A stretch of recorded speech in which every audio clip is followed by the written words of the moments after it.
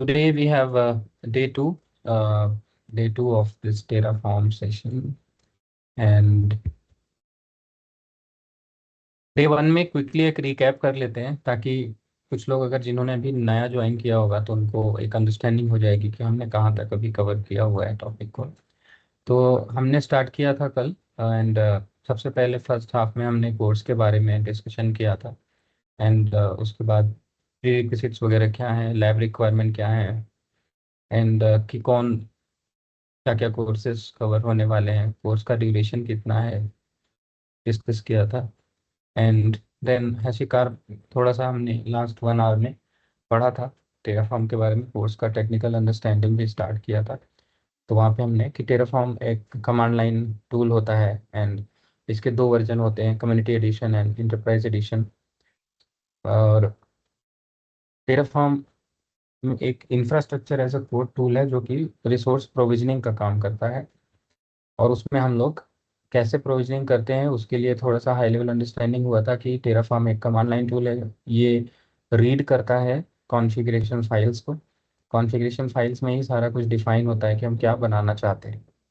फिर हमने टेराफॉर्म के कंपोनेंट्स का डिस्कशन किया था कि CLI is one, another component is TF file. But इसके अलावा भी जब TF फाइल को हम लोग अप्लाई करते हैं टेराफॉर्म में, someone else has pulled up the screen.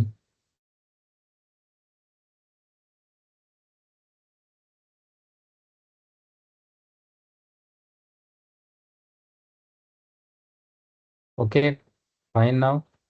सो अगर हम लोग टेराफॉर्म अप्लाई करते हैं जब कॉन्फ़िगरेशन फाइल को कमांड लाइन के थ्रू, तो कई सारी और भी फाइल्स होती हैं जो टेराफॉर्म में बनती हैं। ओके। एंड आप लोगों से मैंने एक डिस्कशन किया था, एक रिक्वेस्ट था कि इन्वायरमेंट वेरिएबल के बारे में थोड़ा सा अंडरस्टैंड कर लीजिएगा, both for Windows and Linux and Mac कैसे काम करता है। तो हमने काफ़ी इंटरेस्टिंग डिस्कशंस किए थे साथ में। जैसे इंटरप्राइज फीचर में क्या रिक्वायर्ड होता है जो कम्युनिटी एडिशन में प्रॉपरली नहीं मिलता। तो इसी को अभी आगे बढ़ा रहे हैं। कल के सेशन की रिकॉर्डिंग का लिंक आप लोगों को ऑलरेडी शेयर कर दिया था मैंने। और जब तक आपको होपफुली इसी वीक में, कमिंग वीक में, means starting from Monday tomorrow, आप सभी को आपका क्रेडेंशियल्स मिल जाएगा तो सारे वीडियोस वहाँ पे देख सकते हैं। आपको व्हाट्सएप पे ही डिटेल्स आएंगी, मैं नहीं भेजूंगा फॉर श्योर। क्या नेटवर्क क्लाउड से आपको डिटेल्स आएंगी, तो अगर कुछ डाउट्स होंगे, क्वेश्चन होंगे, तो प्लीज़ उनको कनेक्ट कर लीजिएगा रिगार्डिंग के से रिलेटेड एंड पोर्टल के एक्सेस से रिलेटेड। आज का सेशन भी जो रिकॉर्डेड होगा उसका भी मैं लिंक आप लोगों को शेयर कर दूंगा ताकि आप उसे यूज़ कर सकें और रीलुक कर सकें, विजिट कर सकें। ठीक है, तो डे टू स्टार्ट करते हैं। डे टू में हम लोग आज पढ़ने वाले हैं कि टेराफॉर्म के बारे में। Terraform environment setup, development environment setup है ना।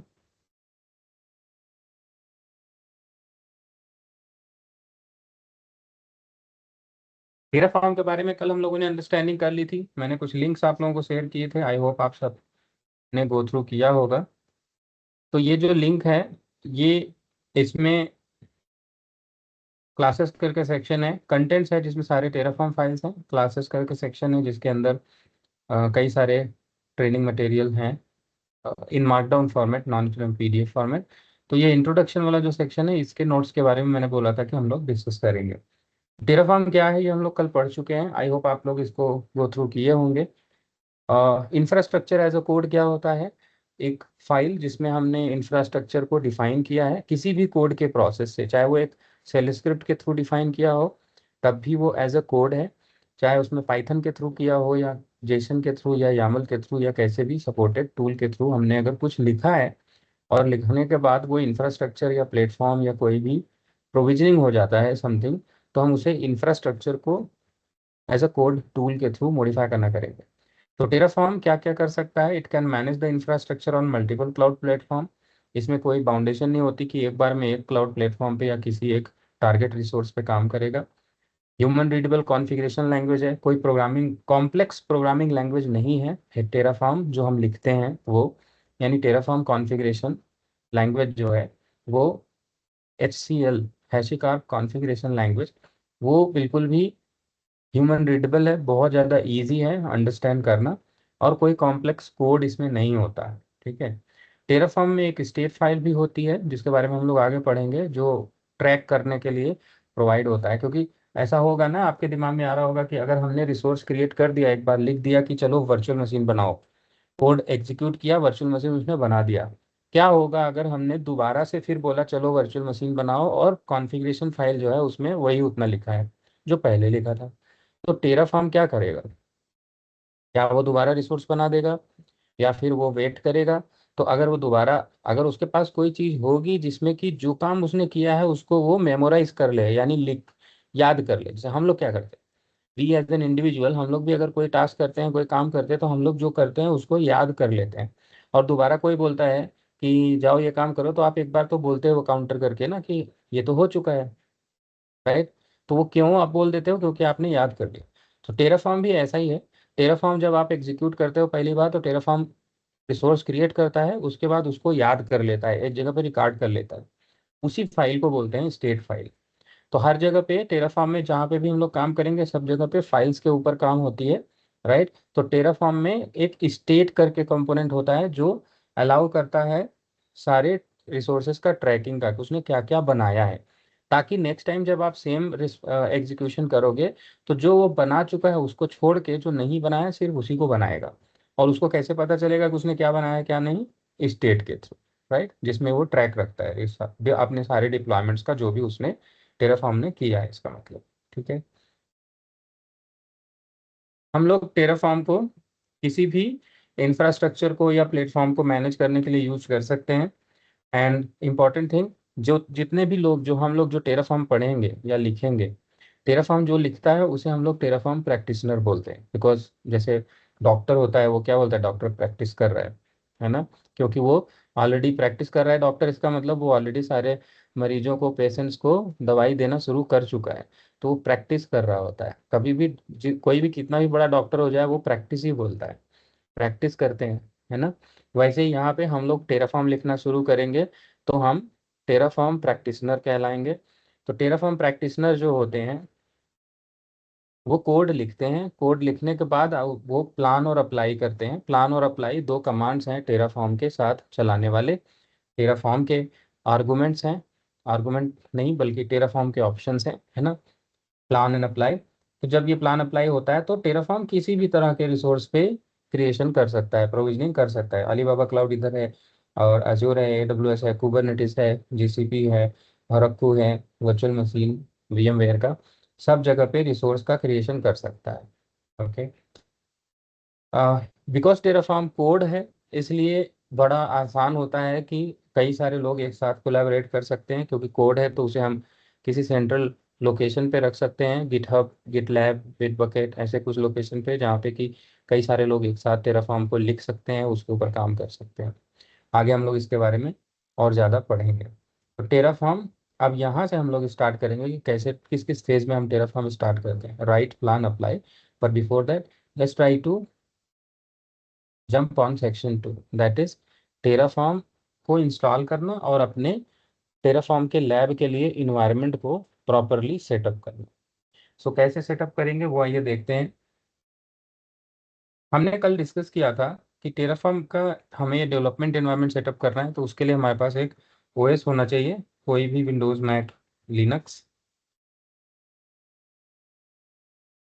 एंड हमारे पास एक आईडी हम लोग सेटअप करेंगे, that will be VS Code. तो कैसे इंस्टॉल करते हैं, कैसे कॉन्फ़िगर करते हैं, वो मैं आपको भी बताऊंगा। एंड हम लोग टेराफॉर्म इंस्टॉल करते हैं, टेराफॉर्म का CLI इंस्टॉलेशन। इतना हो जाएगा तो we would be in a very good shape, जहाँ पे हम अपना लैब स्टार्ट कर सकते हैं। ठीक है। तो सबसे पहले लेते हैं, एक हमारे पास विंडोज़ का कोई मशीन हो तो मज़ा आ जाए। तो मेरे पास मैक है, और मेरे पास मशीन भी है विंडोज़ की। तो let's try to take a remote session.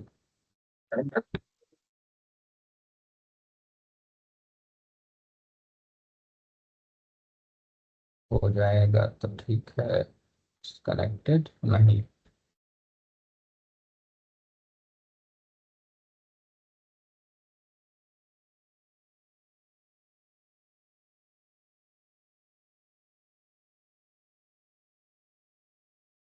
Just give me 1 minute.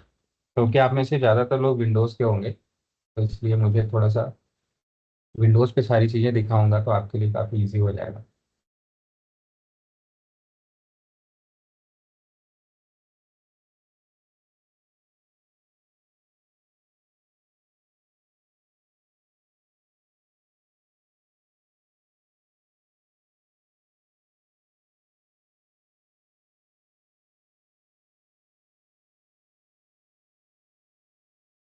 Sir एक छोटा सा क्वेश्चन था। ये हाँ हाँ। मैक पे आप कौन वर्चुअल मशीन कौन सी यूज करते हो, फ्री है क्या ये? ये मैक पे नहीं है, ये दूसरा मशीन है जो घर पे रखा हुआ है लैब में, वहाँ की मशीन में रिमोटली एक्सेस कर रहा हूँ। अच्छा अच्छा। Just firewall I think enable नहीं है, दैट इज ए रीजन। तो फायरवॉल ऑफ कर देता हूँ। रिसेंटली कुछ टेस्ट किए थे तो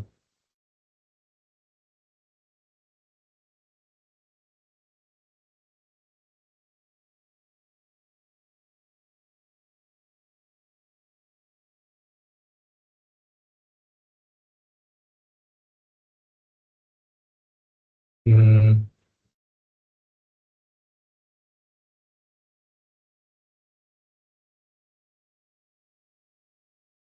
just a minute।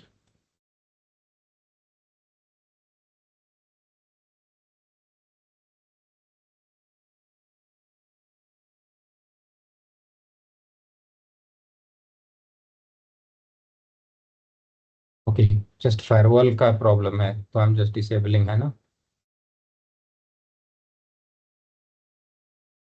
ये आरडीपी है। ये जैसे आप लोग विंडोज से, विंडोज का अगर रिमोट डेस्कटॉप पिकअप करोगे, कैसे आप लोग करते हो, रिमोट डेस्कटॉप कनेक्शन से, करेक्ट। तो वैसे ही ये मैक में एक सॉफ्टवेयर आता है विंडोज का ही, माइक्रोसॉफ्ट का ही है, विंडोज ऐप वो है। तो ये विंडोज की मशीन है मेरे पास, तो थिंक लाइक मेरे पास विंडोज का ही लैपटॉप है। अभी ये विंडोज का जो लैपटॉप है, इसमें हम लोग क्या क्या करने वाले हैं। सबसे पहले यहाँ पे कमांड लाइन को ओपन करेंगे हम लोग, SCMD। ये मेरा टर्मिनल कमांड प्रॉम्प्ट ओपन हो गया। अब यहाँ पे कमांड टाइप करते हैं टेराफॉर्म, जस्ट टू सी कि हमारे पास टेराफॉर्म कमांड इंस्टॉल है कि नहीं। टेराफॉर्म इज नॉट रिकॉग्नाइज, मतलब नहीं है, सही बात है। फिर हमारे पास एक VS कोड करके भी कोई सॉफ्टवेयर नहीं है। तो अगर हम यहाँ पे सर्च करके कोड, तो हमारे पास यही है विजुअल स्टूडियो कोड, इसी को इंस्टॉल करना है, बट ये भी नहीं। तो गुड, दोनों को इंस्टॉल करते हैं, आइए। सो मैं यहाँ पे जाता हूँ, मेरा ब्राउज़र, और यहाँ पे आप सभी लोग ऐसे ही करेंगे, विजुअल स्टूडियो कोड टाइप कीजिएगा। विजुअल स्टूडियो कोड, code.visualstudio.com, ये वेबसाइट है जहाँ से हम लोग डाउनलोड कर सकते हैं, इंस्टॉल कर सकते हैं विजुअल स्टूडियो कोड को। Open source AI code editor बोलते हैं। तो यहाँ पे डाउनलोड फॉर विंडोज़ बटन पे हम लोग क्लिक करेंगे, एंड डाउनलोडिंग इसका स्टार्ट हो जाएगा। डन।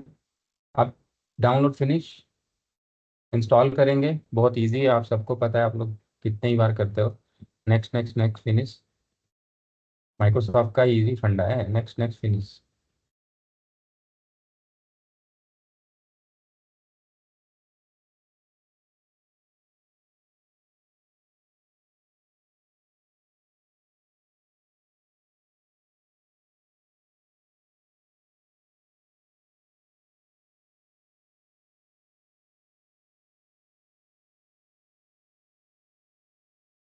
ठीक है। अब यहाँ से लॉन्च विजुअल स्टूडियो कोड का जो बटन दिख रहा है, इसको फिनिश बटन पे दबाइए, तो ये आपका Visual Studio Code. We are good. इसको बंद करता हूँ। अब देखो टेराफॉर्म को इंस्टॉल करने का तरीका क्या है, उसको देख लीजिए। जैसे लाइनक्स में, अगर आप में से कोई भी लाइनक्स का यूज़र है, तो लाइनक्स में एपीटी गेट इंस्टॉल करके कमांड होता है, यम इंस्टॉल करके कमांड होता है, DNF इंस्टॉल करके कमांड होता है, जिससे हम लोग जिपर इंस्टॉल होता है सूजे लिनक्स में, जिससे हम लोग कोई भी सॉफ्टवेयर अगर इंस्टॉल करना है तो बड़े आराम से अपने लैपटॉप में इंस्टॉल कर सकते हैं। विजुअल स्टूडियो कोड तो एज ए सॉफ्टवेयर मेरे पास आ गया, जिसमें मैं कोड लिखूंगा। अब टेराफॉर्म कैसे इंस्टॉल करेंगे, तो जैसे बाकी सॉफ्टवेयर में इंस्टॉल करने के लिए लाइनक्स वगैरह में होता है, मैक में होता है ब्रू इंस्टॉल, वैसे ही विंडोज में भी कमांड लाइन का सपोर्ट आ गया है अब। तो अगर आप विंडोज़ 10 इस्तेमाल कर रहे हैं चाहे विंडोज़ 11 इस्तेमाल कर रहे हैं, दोनों ही केस में आप कमांड प्रॉम्प्ट आपका जो ओपन है, जैसे मैंने ओपन किया है, इसमें आपको कमांड चलाना है, वो मैं दिखा रहा हूँ। विन गेट कमांड बोलते हैं उसको। तो आपने बोला विन गेट सर्च और फिर आपने बोला टेराफॉर्म। तो जैसे yum search, DNF search, APT search, वैसे ही विंडोज के लिए कमांड होता है विनगेट सर्च। इससे कोई भी सॉफ्टवेयर को आप डाउन सर्च कर सकते हैं और इंस्टॉल कर सकते हैं वन क्लिक, वन कमांड में। ठीक है, तो विनगेट सर्च टेराफॉर्म करेंगे हम लोग, इंटर करेंगे। ठीक है, टेराफॉर्म आपको दिखने लगा यहाँ पे। पहला वाला सेक्शन अगर मैं देखूँ तो हैशिकार्प का टेराफॉर्म है, अल्फा बीटा आरसी भी है, बट हमें हैशिकार्प का टेराफॉर्म चाहिए। और हैशिकार्प का टेराफॉर्म, हैशिकार्प डॉट टेराफॉर्म, ये एक आईडी है। ID is something which is unique always. और साथ में सॉफ्टवेयर का वर्जन भी दिया है 1.14 वाला टेराफॉर्म। तो हम लोग इसको करेंगे कॉपी, यहाँ पे विनगेट कमांड फिर चलाएंगे। आपकी बार सर्च करने के बजाय हम लोग करेंगे इंस्टॉल, पेस्ट करेंगे, इंटर करेंगे। अब ये जाएगा जहां से भी इसको सॉफ्टवेयर डाउनलोड करके लाना होगा, ये लेके आएगा और सक्सेसफुली इंस्टॉल हमारे लिए करके देगा। अब देखो यहाँ पे, क्योंकि ये कमांड लाइन है और इन्वायरमेंट के अंदर अभी इंस्टॉल हुई है जस्ट, लेकिन आई नहीं है। क्यों? क्योंकि यूजर तो लॉग इन था। तो अगर मैं अभी फिर से तुरंत टेराफॉर्म कमांड चलाऊं, और इनफैक्ट अगर आप भी तुरंत टेराफॉर्म कमांड चलाएंगे, तो ये जरूरी नहीं है कि ये चले। मेरे केस में चल गया, जैसे ये टेराफॉर्म चलाया तो कमांड चल गया, राइट, कमांड है, चल गया। लेकिन ये जरूरी नहीं है कि चले। अगर कभी कभी ऐसा होता है कि आपने इंस्टॉल कर लिया है विनगेट इंस्टॉल से, फिर भी टेराफॉर्म कमांड चला रहे हो, नहीं आ रहा है, तो आपको क्या करना है, आपको लॉग आउट करना है यहाँ से, ऐसे बंद करके सब कुछ, साइन आउट करिएगा सिंपल, वापस से लॉगिन करिएगा उस मशीन के अंदर। एंड उसके बाद आप कमांड ओपन करके देखेंगे, टर्मिनल वगैरह, पावर सेल, कुछ भी, तो आपका टेराफॉर्म का कमांड आ जाएगा। सेम वैसे ही जैसे टेराफॉर्म का कमांड के लिए हम करते हैं। अगर कोई भी और कमांड लाइन टूल आप विंडोज में इंस्टॉल करते हो, इंस्टॉल करने के इमीडिएटली बाद वो आपको नहीं दिखता, इसका मतलब ये नहीं है कि वो इम्प्रॉपर इंस्टॉल हुआ है। इसका मतलब है इंस्टॉल हो गया है लेकिन एनवायरनमेंट में इंजेक्ट नहीं हुआ है। उसके लिए लॉग आउट करके लॉग इन कीजिए, आ जाएगा। ठीक है, तो अभी मेरे पास मेरा लैब सेटअप हो चुका है। लैब सेटअप के लिए जो सॉफ्टवेयर चाहिए थे वो आ चुके हैं। तो मेरे पास टर्मिनल करके एक है, वो आ चुका है हियर। एंड मेरे पास टर्मिनल के अंदर में टेराफॉर्म कमांड आ चुका है। मुझे, अगर मैं विजुअल स्टूडियो कोड अभी दिखूं, तो मेरे पास विजुअल स्टूडियो कोड का सॉफ्टवेयर भी इंस्टॉल हो चुका है। इसको अगर क्लिक करके ओपन करता हूं तो ये मेरा विजुअल स्टूडियो कोड का सॉफ्टवेयर है। अब थोड़ा सा हम लोग विजुअल स्टूडियो कोड के बारे में देख लेते हैं। विजुअल स्टूडियो कोड एक आईडीई होता है। सेम ऐसे ही बहुत से, इंटेलिजे है, आइडिया इंटेलिजे, एक्लिप्स है, और पाईचार्म है, और जेड है, और बहुत सारे ऐसे आईडीज हैं, इंटीग्रेटेड डेवलपमेंट एनवायरनमेंट्स हैं। तो ये इंटीग्रेटेड डेवलपमेंट एनवायरनमेंट क्यों होता है, ये मैंने कल आपको बताया था थोड़ा सा हाई लेवल, कि अगर मैं टेराफॉर्म लिखना शुरू करूं तो मुझे टेराफॉर्म लिखने के लिए कमांड लाइन तो मेरे पास आ गया। कमांड लाइन के अलावा मुझे क्या चाहिए, मुझे चाहिए किस फोल्डर में मैं अपना कोड लिखूंगा। आप जैसे करते हो ना कि अगर आपके पास पावर पॉइंट प्रेजेंटेशन बना रहे हो ऑफिस का, तो आप अपना फोल्डर अरेंजमेंट करते हो, C drive, users, documents, documents के अंदर, फिर उसके बाद प्रोजेक्ट ए, उसके बाद उसका slide for business, slide for training, ऐसा करके ना। तो उसके अंदर आप अपने फाइल्स रखते हो। तो वैसे ही जब आप टेराफॉर्म स्टार्ट करोगे तो उसमें भी आपको अपना फाइल अरेंजमेंट करना पड़ेगा कि आपका कोड जो है वो कहाँ रहेगा, किस फोल्डर में आप अपना कोड वगैरह बनाना शुरू करते हो। तो उसके लिए हम, अगर हमारे पास ये सिस्टम नहीं होता तो सोचो, डायरेक्टरी वगैरह बनाने के लिए फिर हम यहाँ पे क्लिक करते, यहाँ पे जाते, यहाँ से हम अपने डॉक्यूमेंट्स पे जाते, प्रोबेबली डॉक्यूमेंट्स पे जाके हम यहाँ कोई अपना डॉक्यूमेंट ओपन करते या डायरेक्टरी ओपन करते। ठीक, या फिर ये दिस कंप्यूटर है, इस पे जाते, सी ड्राइव है, यूजर्स है, हमारा यूजर है, यहाँ पे प्रोबेबली हम फिर से कुछ डायरेक्टरी बनाते। ठीक, ये हमें यहाँ से डायरेक्टरी बनाना पड़ता, फाइल बनाने के लिए नोटपैड ओपन करना पड़ता। तो एक हमें चाहिए टेक्स्ट एडिटर, एक हमें चाहिए फाइल एक्सप्लोरर जिसमें डायरेक्टरीज, फाइल्स वगैरह बना सके, और हमें चाहिए कमांड लाइन भी ताकि हम अपना एग्जीक्यूशन कर सकें। ये तीनों चीज अलग अलग आपको करनी पड़ती अगर आईडीई नहीं होता तो। आईडी है तो इसके क्या मायने हैं, क्या फायदा है, वो आइए देखते हैं। एक तो ये जो है इसका थीम ब्लैक है, डार्क थीम है। आप चाहो तो इसका थीम लाइट कर सकते हो। लेट्स गो एंड लाइट कर देते हैं। तो हम फाइल में जाएंगे एंड प्रेफरेंसेस में जाएंगे, थीम में जाएंगे, कलर थीम में जाएंगे, और इसको, ये डार्क मॉडर्न है, इसको हम लोग लाइट कर लेंगे। ये ठीक है, अभी थोड़ा ठीक दिख रहा है। इसको और ओ जा रही।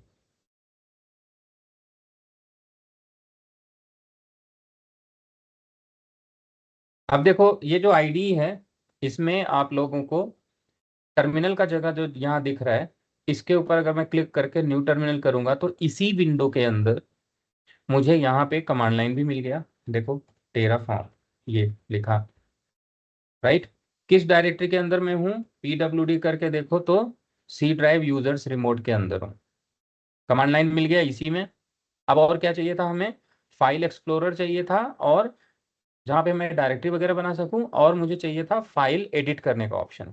तो ये जो इधर आपको बटन दिख रहा है एक्सप्लोरर बोल के, इसके ऊपर अगर क्लिक करेंगे तो यहाँ ये आपको ऑप्शन देता है, आप कोई एक फोल्डर ओपन कर सकते हो नेविगेट करके। तो हम क्या करेंगे, ओपन फोल्डर बटन पे क्लिक करेंगे। Pay attention everybody, just keep watching ना। और हम हमारी होम डायरेक्टरी के अंदर आ गए, जहाँ पे C drive users remote, C drive users remote, यहीं पे हम अपने लिए एक फोल्डर बना सकते हैं। ठीक, टेराफॉर्म, और टेराफॉर्म यहाँ पे हम एक फोल्डर बनाएंगे इसमें। तो ये तो फोल्डर यहाँ से नहीं होगा, ये न्यू फोल्डर, न्यू फोल्डर किया, टेराफॉर्म, एक फोल्डर बनाया, इसी फोल्डर को सेलेक्ट करके ओपन कर लिया। अब क्या चेंज हो गया, यहाँ पे ट्रस्ट करने के लिए बोल रहा है कि इस फोल्डर के ऊपर आप ट्रस्ट करते हो। हाँ जी, ट्रस्ट करते हैं। फिर ये वेलकम आ गया था, इसको हटा दो। अब आप देखोगे कि ये जो है, ये आपका एक बेस फोल्डर आ गया। इस बेस फोल्डर के अंदर अब आपको फोल्डर क्रिएट करना है, डायरेक्टरी क्रिएट करना है, फाइल्स क्रिएट करना है, जो भी करना है वो कर सकते हो। साथ ही साथ टर्मिनल के ऊपर न्यू किया तो ये देखो ऑटोमेटिकली जो मेरा टर्मिनल है वो C drive user remote Terraform के अंदर है, उसी जगह पे है जहाँ पे हम है। तो यहाँ पे मेरा कमांड लाइन हो गया, ये मेरा एक्सप्लोरर हो गया, फाइल क्रिएट करूंगा यहीं पे दिखेगी, और यहाँ पे वो फाइल एडिट होगी। आपको एक सिंपल सा दिखाता हूँ, ये फोल्डर क्रिएट करने का न्यू फोल्डर का बटन है, ये न्यू फाइल का बटन है, ये न्यू फोल्डर का बटन है, इस पे क्लिक किया, डॉक्स करके क्लिक किया, ये फोल्डर बना। फाइल बटन पे क्लिक किया तो इसी के अंदर एक फाइल बनेगी। अब फाइल में कैसे भी बना सकता हूँ, जैसे मैंने बोला था कि main.tf करके बनाते हैं, ये देखो। तो जैसे main.tf करके किया, ये देखो इसका आइकॉन भी फाइल का चेंज हो गया। यहाँ पे अगर मैं देखूँ तो यहाँ पे अब मैं कोड लिख सकता हूँ पाइथन टेराफॉर्म का। मैं इसमें अगर कोई app.py करके बनाता हूँ तो ये देखोगे तो ये पाइथन का कोड, अभी तब मैं इसमें पाइथन का कोड लिख सकता हूँ। और मेरे पास जितनी भी फाइल्स होंगी, इस फाइल पे मूव किया, ये देखो टेबुलर फॉर्मेट में है, यहाँ पे इसका कोड लिख रहा हूँ, है ना।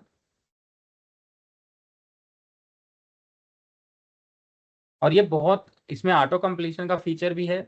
सिंटेक्स बहुत इजीली जल्दी से हो जाता है, जो कि नोटपैड में नहीं हो सकता। प्रोग्रामिंग को सपोर्ट करता है, ये आईडी है। इसमें बहुत सारे एक्सटेंशन होते हैं जो हमारे एक्सपीरियंस को, डेवलपमेंट एक्सपीरियंस को और ज़्यादा बढ़ा देते हैं, इसीलिए हम आईडी यूज़ करते हैं। ठीक है, ऐसे आपने देखो इसमें क्या लिखा, आपने पाइथन का प्रोग्राम लिख रहे हो, यहाँ पे आप टेराफॉर्म का प्रोग्राम लिख रहे हो, ये फाइल्स यहाँ पे हैं। ठीक, यहीं से आप फाइल्स को डिलीट करना है डिलीट कर सकते हो, रीनेम करना है आप रीनेम कर सकते हो, राइट। जैसे भी फोल्डर्स को अगर रीनेम करना है या डिलीट करना है तो एवरी एक्शन इज अवेलेबल यार। आपको वापस इसके ऊपर नहीं जाना, फाइल एक्सप्लोरर के ऊपर नहीं जाना, एडिटर के ऊपर नहीं जाना, कमांड के ऊपर नहीं जाना। तो तीन के तीनों चीजें जो आपको इंपॉर्टेंट चाहिए होती हैं डेवलपमेंट प्रोसेस के लिए, वो सारी चीजें यहाँ पे हैं। अब बात करते हैं कैसे हम इसे और पावरफुल बना सकते हैं। एक तो यहाँ पे फोल्डर और स्ट्रक्चर जो है, इसके लिए आप थोड़ा सा एक थीम, आइकॉन की थीम इंस्टॉल कर लीजिए, और आप यहाँ पे टेराफॉर्म का एक्सटेंशन, टेराफॉर्म का सपोर्ट इसके अंदर आ जाए वेल अच्छे से, उसके लिए एक टेराफॉर्म का एक्सटेंशन इंस्टॉल करेंगे। तो वो एक्सटेंशन क्या होता है, यहाँ पे अगर आप देखो ये एक्सटेंशन है। एक्सटेंशन नाम से पता चलता है कि एक्सटेंशन वो चीज़ है जो किसी भी प्रोडक्ट की एग्जिस्टिंग फंक्शनैलिटी को एक्सटेंड कर देता है, एक्सटेंशन बोलते हैं। तो अगर आप यहाँ एक्सटेंशन बटन पे क्लिक करेंगे तो you will get to know कि बहुत सारे एक्सटेंशंस, ये पूरा मार्केट प्लेस है और बहुत सारे यहाँ पे देखो पाइथन के सपोर्ट के लिए, और ये माइक्रोसॉफ्ट के वेरीफाइड है ना, जुपिटर C++ का है, राइट, लाइव सर्वर, और बहुत सारे आपको यहाँ पे डॉकर का सपोर्ट और डॉकर फाइल का सपोर्ट, कुबरनेटिस का सपोर्ट, जावा का सपोर्ट, पाइथन का, गोलैंग का, बहुत सारे आपको मिलेंगे। जो भी आपको है ऊपर सर्च है, ये मार्केट प्लेस है जहाँ से आपको जो चाहिए वो आप ले सकते हो। तो यहाँ पे आप लिखेंगे एक, सबसे पहला काम टेराफॉर्म। तो आपने लिखा टेराफॉर्म, केवल लिखना है, इंटर भी करने की जरूरत नहीं है, ये सर्च होके आ जाता है टेराफॉर्म। और जब आप टेराफॉर्म देखेंगे तो बहुत सारे टेराफॉर्म आपको मिलेंगे। आपको जो हैशीकार्प का, ये देखो ब्लू टिक वाला ऑथेंटिक हैशीकार्प टेराफॉर्म का मॉड्यूल है, इसी को इंस्टॉल करना है। तो ये इंस्टॉल बटन पे क्लिक कर दिया, ट्रस्ट पब्लिशर इंस्टॉल के लिए बोल रहा है, यस कर देते हैं। अब आप देखोगे कि यहाँ पे ये टेराफॉर्म के दो बटन आ गए, आइकॉन आ गए। इससे पता चलता है कि मेरा टेराफॉर्म एक्सटेंशन इंस्टॉल हो गया है। ठीक है, इसको हम क्लोज करते हैं, टैब को यहाँ से इसको हटाते हैं। इफ यू सी इंस्टॉल्ड के सेक्शन में how many extensions you have already installed, वो चीज़ यहाँ दिखने लग जाता है। अभी फिलहाल एक ही। अब मैंने आपसे बोला था कि ये जो आइकॉन्स यहाँ पे होते हैं ना, वो बहुत अच्छे नहीं दिखते हैं by default visual Studio code में। तो अगर आइकॉन्स आपको अच्छे करने हैं तो उसके लिए भी एक्सटेंशन आता है। यहाँ पे क्लिक करेंगे हम लोग और ऐसे आइकॉन लिखेंगे। आइकॉन आप यहाँ पे लिखेंगे और नीचे धीरे से ऐसे जाइएगा तो VS कोड आइकॉन टीम करके एक है, VS कोड आइकॉन, इसके ऊपर क्लिक कीजिएगा। ठीक है, आइकॉन लिख के या VS कोड हाइफन आइकॉन लिख के ये आपको यहाँ दिखेगा, इस आइकॉन के ऊपर क्लिक कीजिएगा। इस पे क्लिक करेंगे तो आप देखेंगे कि आपके जो आइकॉन्स हैं वो चेंज हो जाएंगे इंस्टॉल करने के बाद। VS कोड आइकॉन है ना, ये देखो कुछ इस तरीके के आइकॉन दिखने लग जाएंगे जो कि काफ़ी मीनिंगफुल दिखते हैं। तो इसको इंस्टॉल कर लीजिए ऐसे, ये भी बोलेगा yes trust publisher and install, आपने इंस्टॉल कर लिया। ओके, अब ये बोल रहा है कि आप विजुअल अभी करंट आइकॉन क्या है, यहाँ पे तुरंत एक आ जाता है आइकॉन सिलेक्शन के लिए। बोल रहा है कि इस करंट आइकॉन जो है उसको सेटी बोलते हैं। अभी VS कोड के आइकॉन्स आपको यूज करने हैं, सेलेक्ट कर लो, या आपने सेलेक्ट कर लिया, वेरी गुड। अब इससे क्या हो गया, अब जब मैं यहाँ पे फाइल एक्सप्लोरर में जाऊंगा विजुअल स्टूडियो कोड में और कोई फोल्डर बनाऊंगा, तो सी फोल्डर का एक प्रॉपर आइकॉन के जैसा आ रहा है। पहले सिर्फ ये एंगल आता था, है ना, एंगल एरो, अभी यहाँ पे आइकॉन के जैसा आ रहा है। तो ये काफ़ी अच्छा हो जाता है हमारे लिए। ठीक है, ये दो चीज़ें आपको करनी है।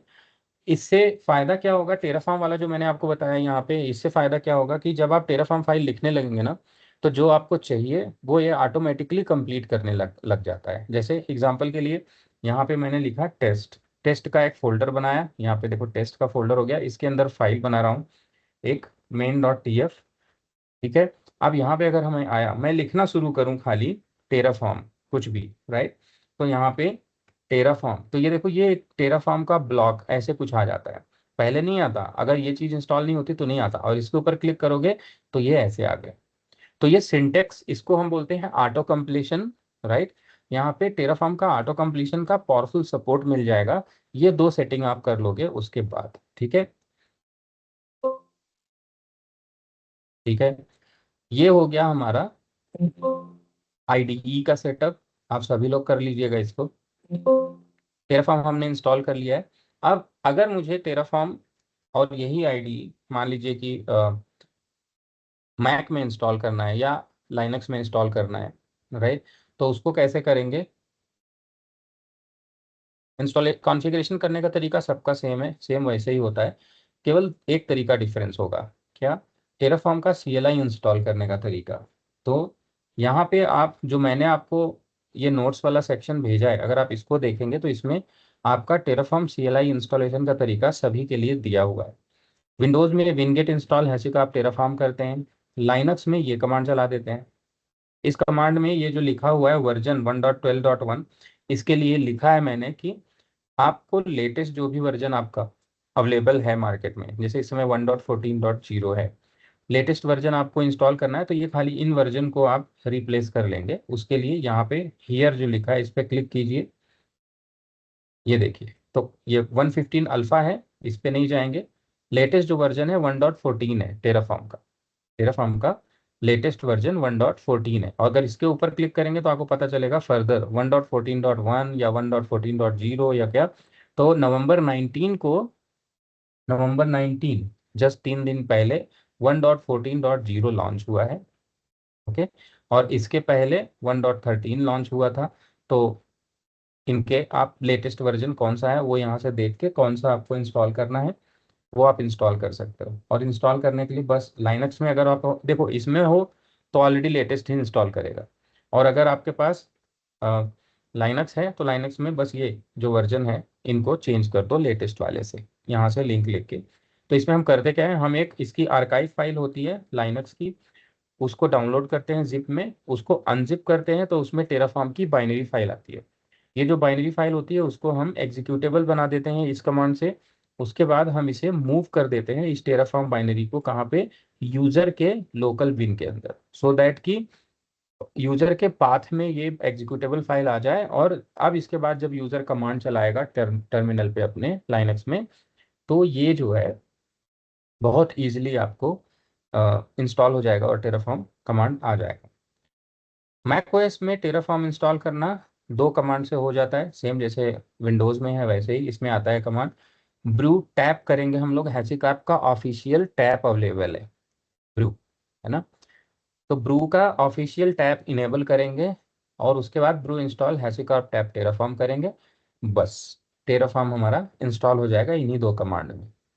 राइट, ये दोनों हो जाएंगे। अब मैं आपको बताता हूँ कि इन केस समवन, लाइनक्स का इंस्टॉलेशन भी अभी हम लोग देखेंगे और ये देखेंगे कि इन केस मान लो आपके पास लाइनक्स की मशीन नहीं है या विंडोज की मशीन भी नहीं है या आप विजुअल स्टूडियो कोड भी इंस्टॉल नहीं कर सकते हो, तो क्या करोगे। तो उसके लिए एक तरीका है, ऑनलाइन ब्राउजर पे ही आप चाहो तो सारे काम कर सकते हो। राइट, एंड आपको एक बहुत ही powerful free of cost virtual machine मिल जाएगी। क्योंकि कभी चैलेंज होता है कि आप लाइनक्स इन्वायरमेंट से फेमिलियर हो, आप विंडोज में लाइनक्स इंस्टॉल नहीं कर सकते, मैक में नहीं कर सकते या समथिंग ऐसा कुछ, तो ये आपके लिए बहुत ईजी हो जाएगा। उसके लिए करना क्या है, सभी लोगों को github.com पे अपना अकाउंट बनाना है। राइट, तो यहाँ पे ये जो github.com है इसको आप लोग ओपन कीजिएगा और अपने अपने अकाउंट्स इसमें क्रिएट कर लीजिएगा। फ्री ऑफ कॉस्ट है, कोई क्रेडिट कार्ड नहीं लगता, कुछ भी नहीं लगता। तो आप सब लोग अपने अपने अकाउंट्स बनाएंगे। अकाउंट्स बना लेने के बाद आपको यहाँ एक रिपोजिटरी बनानी है। रिपोजिटरी कैसे बनानी, जब आप अपना अकाउंट बना लोगे, लॉगिन करोगे, जिस भी स्क्रीन पे आप होगे, ये ऊपर देखोगे आप यहाँ प्लस बटन दिख रहा है, इसके ऊपर क्लिक करोगे, न्यू रिपोजिटरी बनाने का ऑप्शन आएगा। कहीं पे भी अगर आपको लग रहा होगा कि ये थोड़ा सा ज़्यादा जा रहा है या आपको कोई चीज़ नहीं समझ में आ रही है तो मुझे वहीं पे raise your hand and stop me, है ना। तो न्यू रिपोजिटरी जो है ये आपको क्रिएट करनी है। यहाँ पे साइन अप करने के बाद github.com ओपन कर लीजिएगा, सभी लोग अपना अपना अकाउंट बना लीजिएगा। जिसका ऑलरेडी बना है कोई दिक्कत नहीं, कोई एक नई रिपोजिटरी आप बना लीजिएगा। न्यू रिपोजिटरी बटन पे जैसे मैंने क्लिक किया, अब ये यहाँ पे मेरा रिपोजिटरी का एक कोई नाम दूंगा, ठीक है। टेराफॉर्म लैब, टीएफ लैब, कोई भी नाम दे दीजिए, जस्ट दैट कि इनेबल होना चाहिए, नाम अवेलेबल होना चाहिए। तो टीएफ लैब मान लो मैंने एक नई रिपोजिटरी मुझे बनानी है, ये मैंने दे दिया। अब इसको पब्लिक बनानी है कि प्राइवेट बनानी है आपकी मर्जी है, आप लैब कर रहे हो आप प्राइवेट ही रखो। शुरू में ज़्यादा अच्छा रहेगा क्योंकि आपसे गलतियां हो सकती हैं। गलतियां किस तरह की हो सकता है, आप गलती से कोई के पासवर्ड या समथिंग इसमें पुश कर दो which is very very dangerous. Okay, तो इसलिए बेटर होगा कि आप अब इसकी विजिबिलिटी प्राइवेट ही रखना। उसके बाद आप इसमें यहाँ एक ये ऐड रीडमी बटन जो दिख रहा है इस पर क्लिक मार्क कर दो ताकि आपका रिपोजिटरी इनिशियलाइज भी हो जाए अपने आप, ठीक है। उसके बाद आपको यहाँ क्रिएट रिपोजिटरी बटन पे क्लिक कर देना है। इसको जैसे ही आप करोगे आप देखोगे कि आपका जो यूज़र आईडी है वो और साथ में जो आपकी रिपोजिटरी है वो github.com के साथ मिला के एक लोकेशन बनाती है, यूनिक यूआरएल। और ये आपकी रिपोजिटरी है, यहाँ पे लॉक बना है मतलब आप प्राइवेट में हो। तो ये आपकी रिपोजिटरी आ गई। अब इसमें मुझे मशीन कैसे मिलेगी या इसमें मुझे टेराफॉर्म का लैब इन्वायरमेंट कैसे मिलेगा, इजी है। आप यहाँ पे देखिएगा तो आपको कोड का सेक्शन दिख रहा है ये ग्रीन कलर में, इसके ऊपर क्लिक कीजिएगा। यहाँ पे आपको एक टैब मिलेगा जिसमें लोकल लिखा है और कोड स्पेसेस लिखा है। आपको कोड स्पेसेस के ऊपर क्लिक करना है। यहाँ पे create code space on main करके लिखा हुआ है समथिंग, इसके ऊपर क्लिक कर देना है। जैसे ही आप इसके ऊपर क्लिक करेंगे एक नया टैब ओपन हो जाएगा और आपको visual Studio code, fresh visual Studio code आपकी उस रिपोजिटरी के साथ लिंक्ड होके मिल जाएगा। लिंक होने का मतलब कि जो फाइल उसमें थी, देखो readme.md वगैरह, वो आपको यहाँ दिख गई। ठीक, ये आपको फाइल दिख गई। ये देखो डायरेक्टरी वगैरह बनाने का तरीका दिख गया। यहाँ पे देखो एक्सटेंशन का ऑप्शन मिल गया, जिसको कि आप क्लिक करके एक्सटेंशन इंस्टॉल भी कर सकते हो, सेम जैसे मैंने अभी किया। आपको इंस्टॉल करने की कोई भी सॉफ्टवेयर की ज़रूरत ही नहीं पड़ी। विजुअल स्टूडियो कोड मिल गया। यहाँ पे आपको कमांड लाइन भी मिल गया। आपके पास ये जो इन्वायरमेंट है, ये इसमें जो कोई काम आप करोगे वो सेव भी रहता है। आपको सेव करने की जरूरत अलग से नहीं है, शट डाउन करने की जरूरत नहीं है। आप डायरेक्ट इसको बंद कर सकते हो, बाद में आओगे तो फाइल आपको मिलेगी। ठीक है, ये आपको मिल गया। अब ये जो है, ये एक बहुत अच्छी पावरफुल मशीन है, आपको दिखा देता हूं मैं। अगर आप एन प्रॉक करेंगे तो आपको पता चलेगा कि 2 CPU हैं इसके अंदर। फ्री हाइफन एच करोगे आप तो आपको पता चलेगा कि इसमें 8 GB रैम है।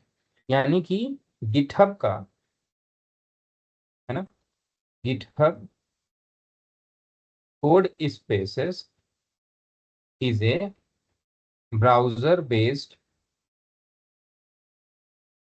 VM and IDE। अब इसमें कॉन्फ़िगरेशन क्या होता है, इसका डिफॉल्ट जो कॉन्फ़िगरेशन है वो है 2 CPU and 8 GB RAM.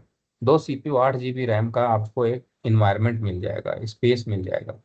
DF-H करके देख लीजिए तो आपको पता चलेगा, आपको हार्ड डिस्क का स्पेस भी 32 GB का मिल जाता है। ये आप देखोगे यहाँ पे वर्क स्पेसेस जो है, ये वो जगह है जिसमें आप अपना काम करोगे। ठीक, तो आपको 32 GB का डिस्क स्पेस भी मिल जाएगा। ये आपके लिए है। Just a minute.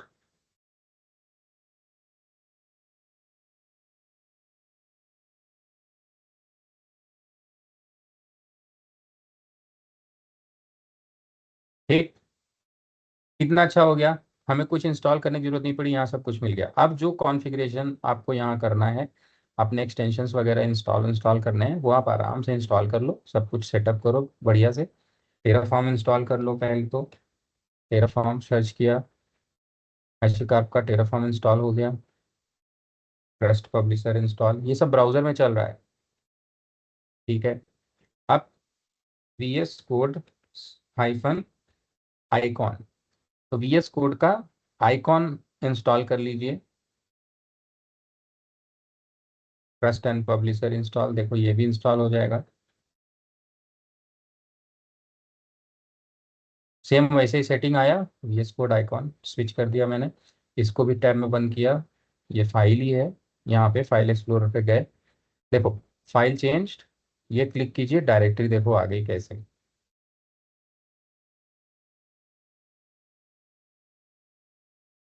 डायरेक्टरी आ गई। अब इस डायरेक्टरी के अंदर आप फाइल बनाओ। अब जो इसके अंदर लिखना है वो आप लिखो। रीडमी जब फाइल जो है, इसके अंदर जो लिखना है वो लिखो आप, ऑटोमेटिकली ये सेव भी होता चलेगा। ठीक, और जैसे आपको बंद करना है तो आप सिंपली इसको ऐसे ही बंद कर दो। ये देखो मैंने बंद कर दिया, खत्म। ठीक है, बंद कर दिया। लेकिन मैंने कुछ भी सेव नहीं किया था, लेकिन अभी वापस फिर किसी भी टाइम पे, ये देखो ब्राउजर को भी रिफ्रेश कर दिया, वापस किसी भी टाइम पे आप यहाँ आओगे, कोड पे क्लिक करोगे, कोड स्पेसेस पे क्लिक करोगे, ये आपकी मशीन है जो कि एक्टिव है। आप इस मशीन का कॉन्फ़िगरेशन भी चाहो तो चेंज कर सकते हो। 2 CPU अगर आपको, हालांकि बहुत है टेराफॉर्म के लिए, बट अगर आपको लग रहा है कि यार कम है, तो ये 3 डॉट देख रहे हो, इसके ऊपर आप क्लिक करो, इसके ऊपर क्लिक करके और उसके बाद आप चेंज मशीन टाइप पे क्लिक करके यहाँ पे आप 2 कोर 8 GB रैम और 32 GB डिस्क है, 4 core 16 GB RAM 32 GB disk है, 16 CPU 64 GB रैम 128 GB, और इसका कोई पैसा नहीं लगता, एकदम फ्री ऑफ कॉस्ट। तो आप, जैसे मैंने 4 GB वाला कर दिया, 16 GB रैम अपडेट कर दिया कोड स्पेसेस, ये अपडेट हो गया तुरंत।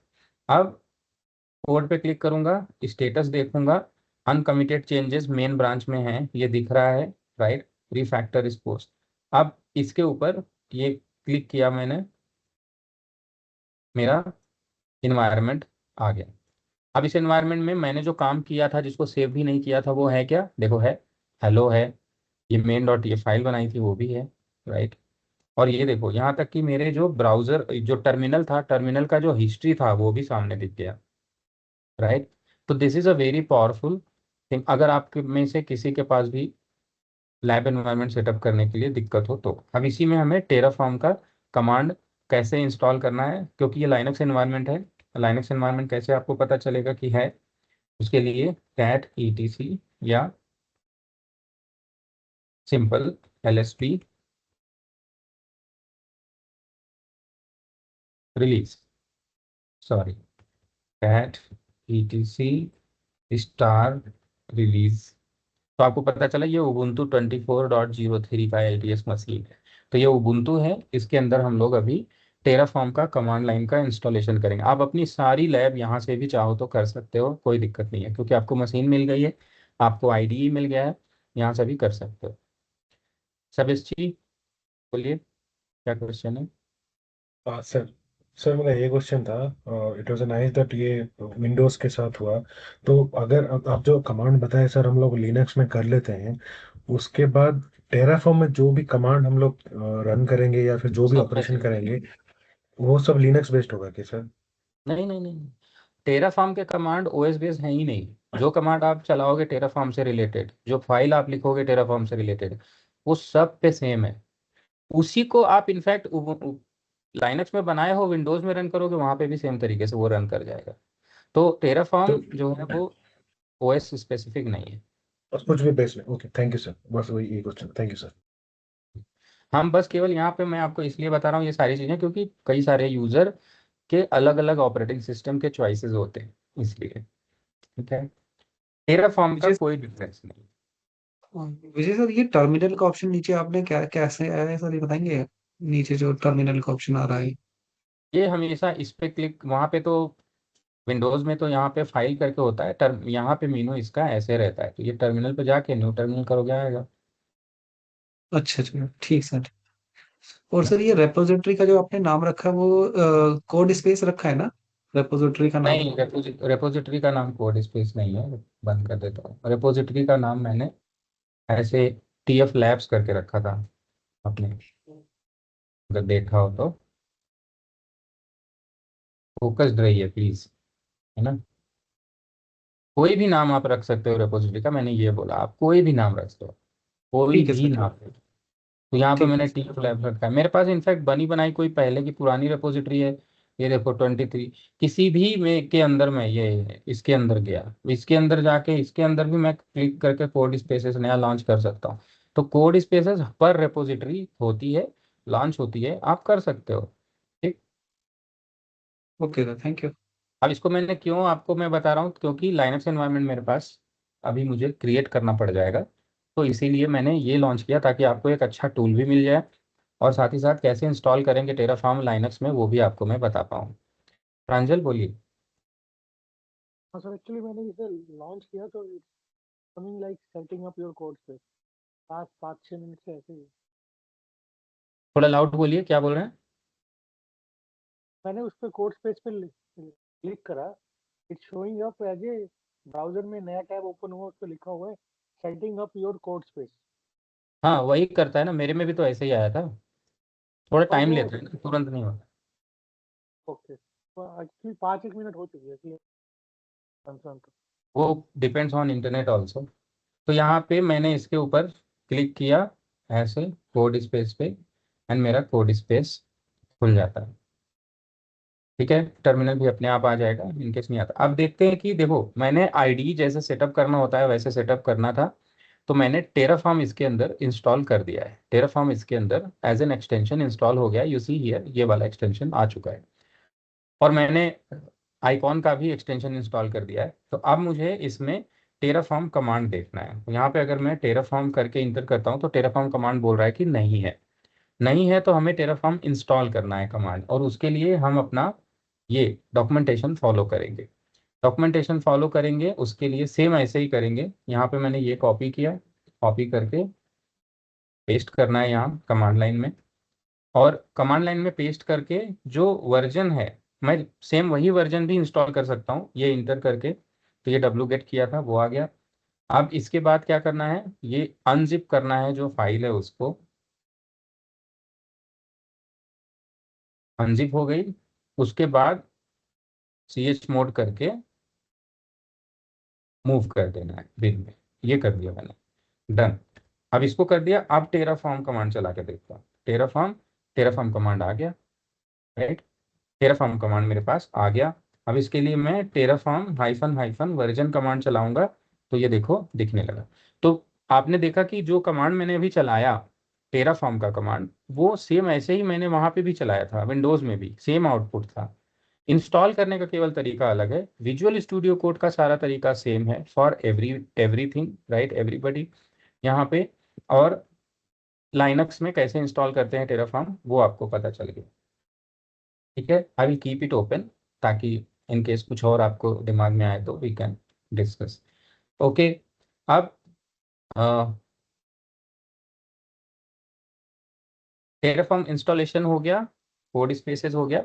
अब हम लोग बात करते हैं हम लोग टेराफॉर्म लिखेंगे कैसे। ओके, टेराफॉर्म लिखेंगे कैसे। टेराफॉर्म जो है, ये जो भी हम लिखते हैं उसके लिए अब मैं आपको एपीआई के बारे में बताऊंगा। टारगेट एपीआई क्या लिखा हुआ है और क्यों है ये। कल हमने डिस्कस किया था कि एनसिबल जो है वो एक सीएलआई कमांड है। एनसिबल कमांड आप टाइप करते हो तो एनसिबल का काम है कॉन्फ़िगरेशन करना, किसी लाइनक्स मशीन का, किसी और मशीन का कॉन्फ़िगरेशन कर देना, उसका सेटअप कर देना कोई चीज़। ठीक है, तो उसके लिए एनसिबल क्या करता है, एनसिबल को इन्फॉर्मेशन चाहिए। क्या इन्फॉर्मेशन चाहिए, दो तरह की। एक तो किसके किसके ऊपर हमें कॉन्फ़िगरेशन करना है, उसके लिए हम लोग इन्वेंट्री फाइल बनाते हैं जिसमें सर्वर का आईपी एड्रेस देते हैं, पोर्ट देते हैं, 22 एसएसएच का कीज वगैरह देते हैं, और हम देते हैं प्लेबुक, यामल फाइल कि ये काम वहाँ कर देना। आप कहाँ पे करना होता है, जो जो मैंने सर्वर बताया उस पे जाके कर देना। लेकिन टेराफॉर्म के बारे में सोचो तो टेराफॉर्म प्रोविजनिंग का काम करता है।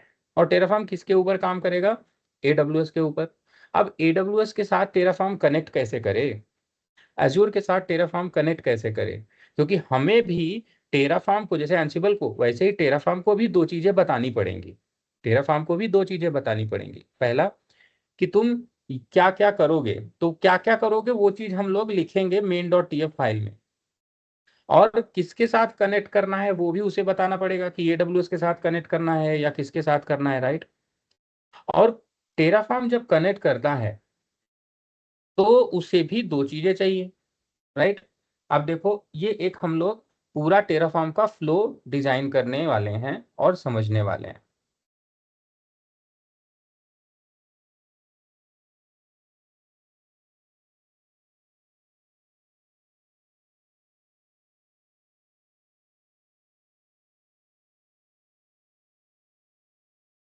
मैं यहाँ पे एक नया बोर्ड खोल रहा हूँ।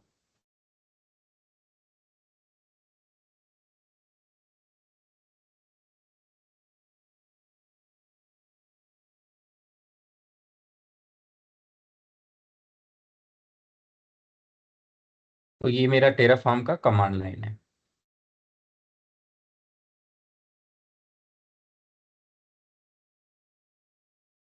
अब टेराफॉर्म को क्या क्या चाहिए होता है, टेराफॉर्म को चाहिए एक कॉन्फ़िगरेशन फाइल जिसको हम बोलते हैं main.tf, कोई भी नाम से .tf फाइल बस केवल होता है। अब टेराफॉर्म को कनेक्ट करना है किसे, टेराफॉर्म को कनेक्ट करना है एडब्ल्यूएस को। टेराफॉर्म एडब्ल्यूएस को कनेक्ट करेगा या जीसीपी को कनेक्ट करेगा या किसी को भी कनेक्ट करेगा। तो ये कनेक्ट करेगा तो किस इंटरफेस से करेगा, तो इसको जो इंटरफेस चाहिए होता है उस इंटरफेस को हम लोग बोलते हैं एपीआई इंटरफेस। एपीआई पे कनेक्ट करता है। कल मैंने थोड़ा सा आप लोगों को हाई लेवल ओवरव्यू दिया था। या तो पोर्ट 80 और 443। एपीआई जो होता है वो क्या होता है, application programming interface. Application programming interface, तो एप्लीकेशन प्रोग्रामिंग इंटरफेस जो होता है वो पोर्ट 80 एंड 443 एनक्रिप्टेड और नॉन एनक्रिप्टेड के हिसाब से एक्सपोज्ड रहता है। अगर किसी भी, अब ये एपीआई इसीलिए बोलते हैं इसको क्योंकि इसके साथ आप कनेक्ट नहीं करते। आप कैसे कनेक्ट करते हो, यूजर कैसे कनेक्ट करता है, अगर कनेक्टिविटी के ऊपर चले तो कोई भी सॉफ्टवेयर या कोई भी एप्लीकेशन जो होता है, फॉर एग्जांपल AWS हो या GCP हो या एज्योर हो, इन सब के पास इंटरफेसेस होते हैं। जिसको हम क्या बोलते हैं, इंटरफेसेस। तो इंटरफेसेस जो हैं,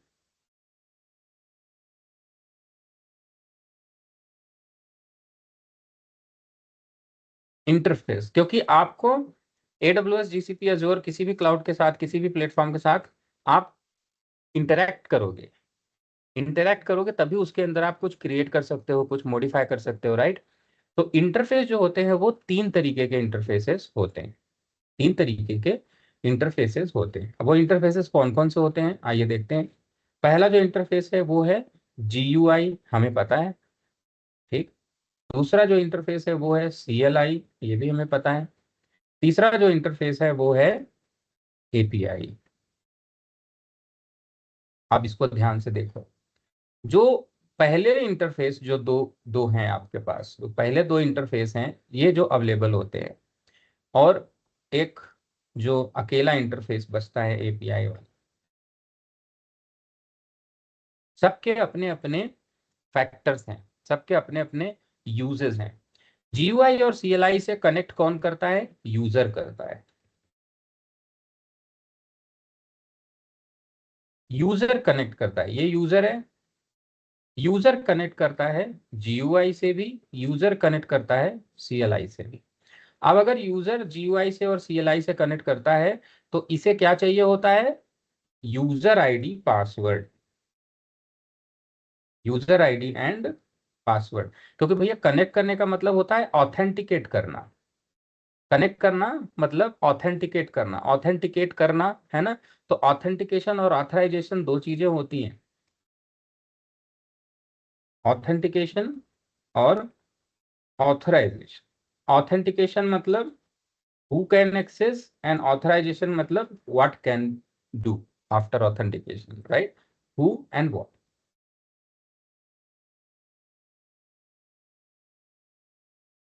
तो यूजर अगर कनेक्ट करना है तो यूजर कर सकता है इनके साथ, क्यों, क्योंकि इनको हम बोलते हैं इंटरैक्टिव मेथड, इंटरैक्टिव लॉगिन।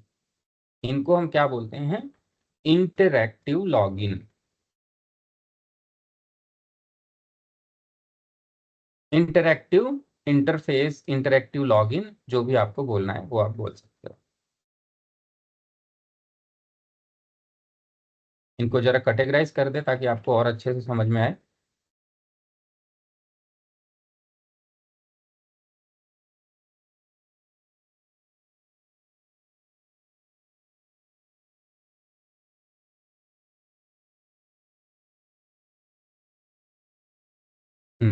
ठीक है।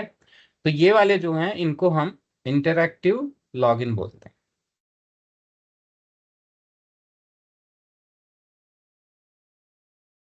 और ये जो API वाला है इसको हम बोलते हैं नॉन इंटरैक्टिव लॉगिन।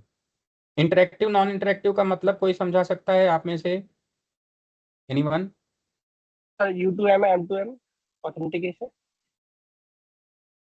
इंटरैक्टिव और अनइंटरैक्टिव का क्या मतलब हुआ, इंटरैक्टिव और आई नॉन मीन इंटरैक्टिव? इसमें M2M में something user interface not required, तो API कॉल वगैरह के लिए कीज वगैरह यूज करते हैं, मतलब यूजर ओके, नेम पासवर्ड ऐसा कुछ एंटर नहीं करना पड़ता। ओके, हाँ, इन अ वे आप ठीक बोल रहे हो। बट इंटरेक्शन का मतलब जैसे हम लोग जो बातचीत कर रहे हैं, ये एक इंटरेक्टिव सेशन है। हम लोग क्यों बोलते हैं ये एक इंटरेक्टिव सेशन है, क्योंकि मैं कोई काम कर रहा हूँ, आपको पढ़ा रहा हूँ, आपको कोई भी टॉपिक के बीच में आप मुझे इंटरप्ट करते हो, आप क्वेश्चन पूछते हो, राइट। मैं आपको सुन रहा हूँ, समझ रहा हूँ, मैं आपको रिस्पॉन्स कर रहा हूँ, मैं आपसे इंटरेक्ट कर रहा हूँ, आप मुझसे रिस्पॉन्स कर रहे हो और मुझसे इंटरेक्ट कर रहे हो, राइट। तो मैं आपसे कुछ पूछ रहा हूँ तो आप बीच में आंसर कर रहे हो, आप मुझसे कुछ पूछ रहे हो तो मैं रुक के आपको आंसर कर रहा हूँ, ये इंटरेक्शन है, राइट। यहाँ पे GUI और CLI में इंटरेक्शन कैसे होता है उसके लिए ऐसा समझो, यूजर लॉगिन करता है AWS Azure GCP या VMware में या लाइनक्स में या विंडोज में, जो आप सामने लॉगिन हो, आप सभी लोग उसमें लॉगिन करता है तो वो माउस क्लिक करके कहीं जगह पे जाता है, कोई भी टास्क क्लियर क्रिएट करता है, उसके लिए फिर उसे टाइप करना पड़ता है, यानी कुछ इनपुट मांगता है, फिर कुछ काम होता है तो फिर कुछ इनपुट मांगता है, तो वो इनपुट देता है, यानी कि आपके इनपुट के लिए वेट करता है। अगर एप्लीकेशन, इसको हम इंटरेक्टिव लॉगिन या इंटरेक्टिव सेशन बोलते हैं, लॉगिन के बजाय इसको सेशन बोलते हैं। ठीक है, समझ में आ रहा है सबको? सेशन बोलते हैं, इंटरेक्टिव सेशन।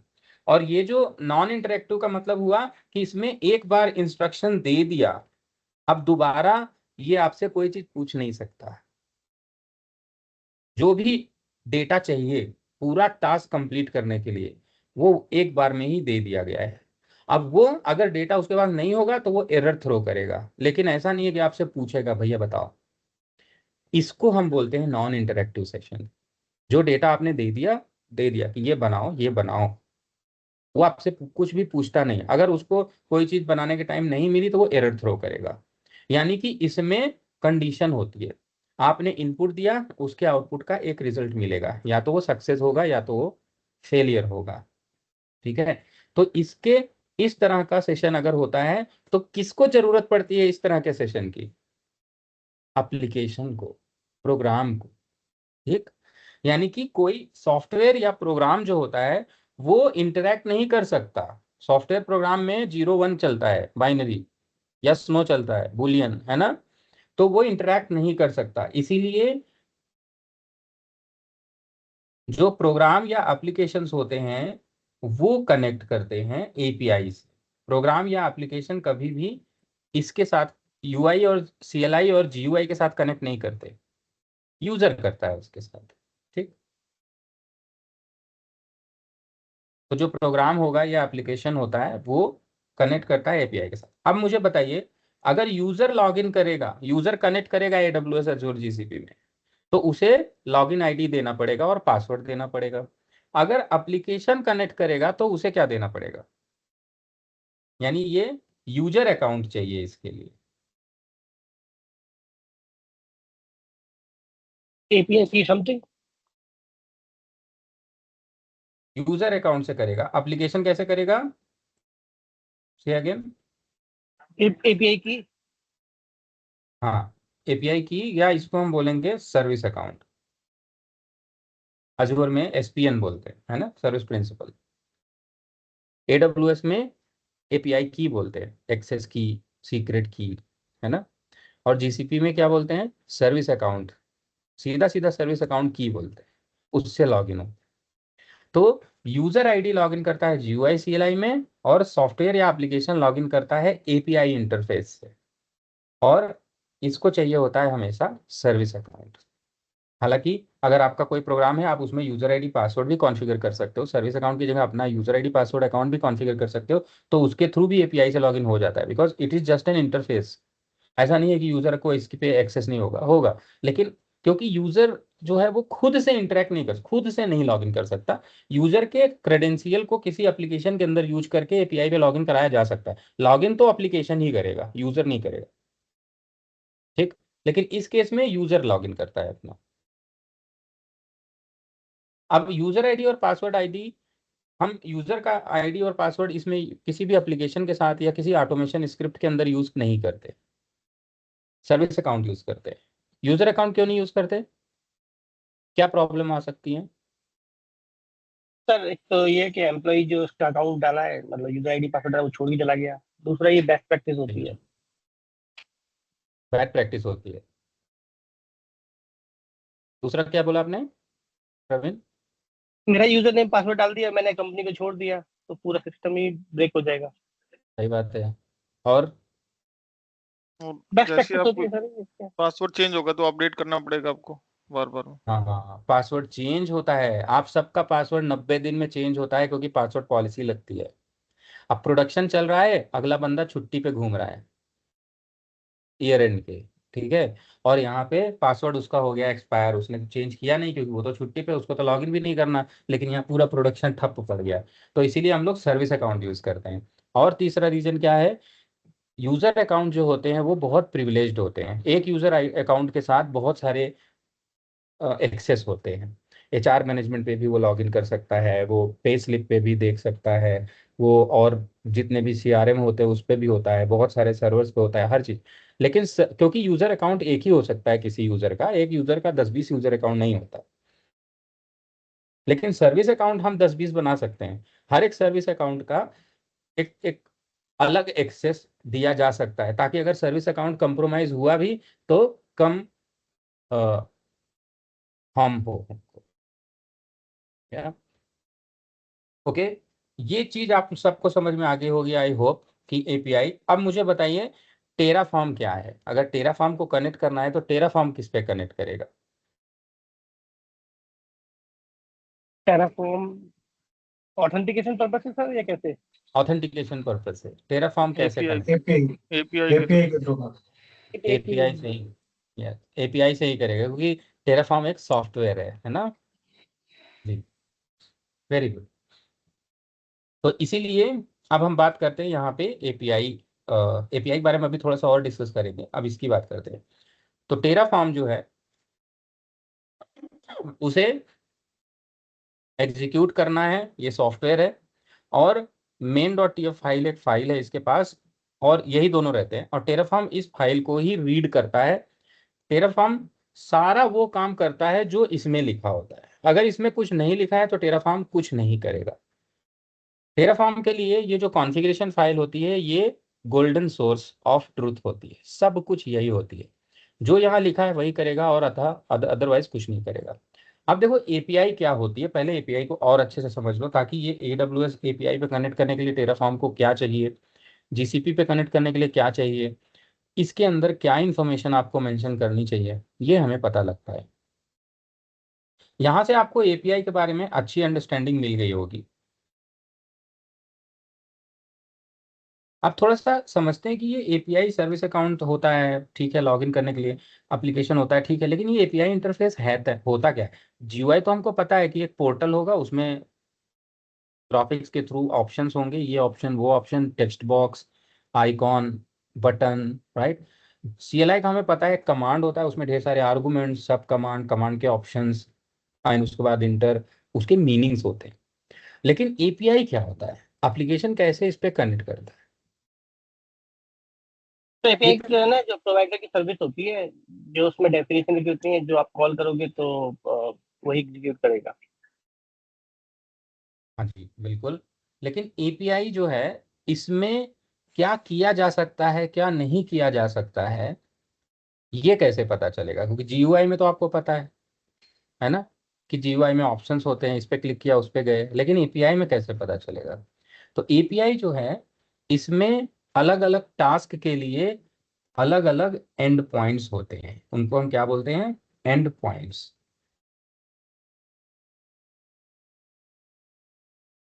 एंड पॉइंट्स जो होते हैं, ये एक्चुअली क्या होते हैं? एंड पॉइंट्स कुछ खास नहीं है, क्योंकि एपीआई वेब पे काम करता है, पोर्ट 8443 पे। मैं एक एग्जांपल लेता हूं, जैसे api.github.com, ये मान लो एक इंटरफेस है, ये एपीआई का इंटरफेस है।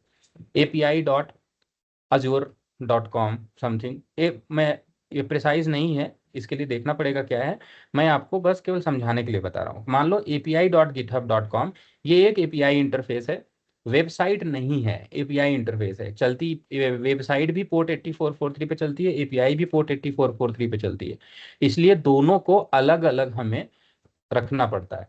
तो api.github.com मान लो मेरा एपीआई है, तो इसके लिए यहाँ पे हम कौन सा काम करना चाहते हैं, उसके लिए अलग अलग एंड पॉइंट होते हैं। जैसे ये, उसके बाद repose/create, ये एक एंड पॉइंट होगा, ठीक है, ये एक एंड पॉइंट होगा क्रिएट करने का काम करने के लिए। फिर दूसरा एंड पॉइंट होगा जो कि डिलीट करने का काम करेगा। तीसरा एंड पॉइंट होगा जो कि अपडेट करने का काम करेगा, ठीक। तो एंड पॉइंट रेपोज है, रेपोज के आगे क्रिएट, अपडेट, डिलीट, ऐसा। अब क्या होता है कि, और लिस्ट का भी होगा, लिस्ट।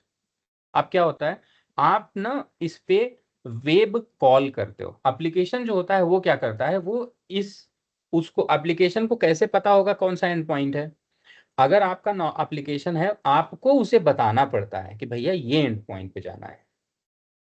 आपको अपने एप्लीकेशन को बताना पड़ेगा। एप्लीकेशन को नहीं पता होता कि टारगेट एपीआई में कौन सा एंड पॉइंट है, और एप्लीकेशन को नहीं पता होता है कि मैं ये काम करूंगा तो किस पे मैं क्योंकि एप्लीकेशन को सिर्फ एपीआई बेस्ड एप्लीकेशन का काम सिर्फ इतना होता है, मैं एक डेटा लूंगा, पोस्ट कर दूंगा, पोस्ट कर दूंगा तो क्रिएट हो जाएगा, और डेटा गेट कर लूंगा तो मैं डेटा ले आ लूंगा।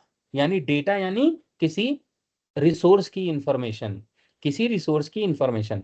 तो जो एप्लीकेशन है वो या तो इन रिसोर्स की इंफॉर्मेशन डालेगा ताकि रिसोर्स क्रिएट हो जाए नया, या तो बने बनाए रिसोर्स की इंफॉर्मेशन निकालेगा, या तो किसी बने हुए रिसोर्स की इंफॉर्मेशन को अपडेट करना है तो उस पर्टिकुलर इंफॉर्मेशन को ही केवल चेंज करके फिर उसके अंदर डालेगा, तभी तो वो रिप्लेस होगा।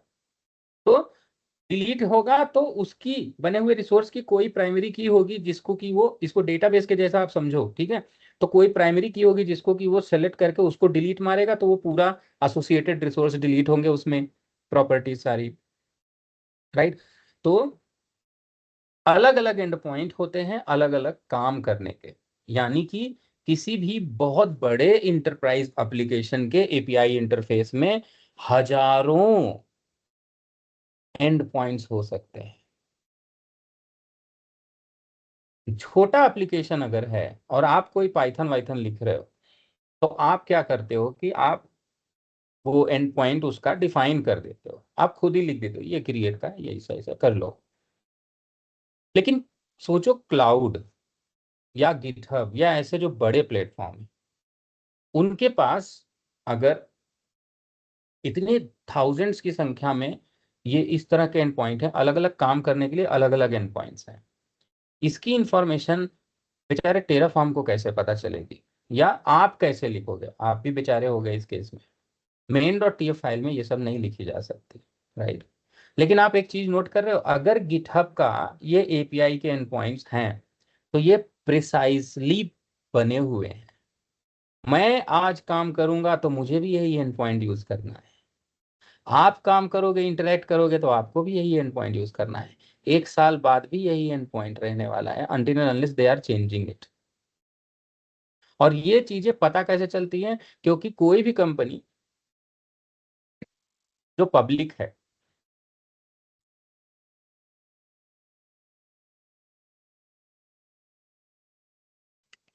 अपने एपीआई के एंड पॉइंट्स को डॉक्यूमेंटेशन पब्लिश करती है। Let me show you.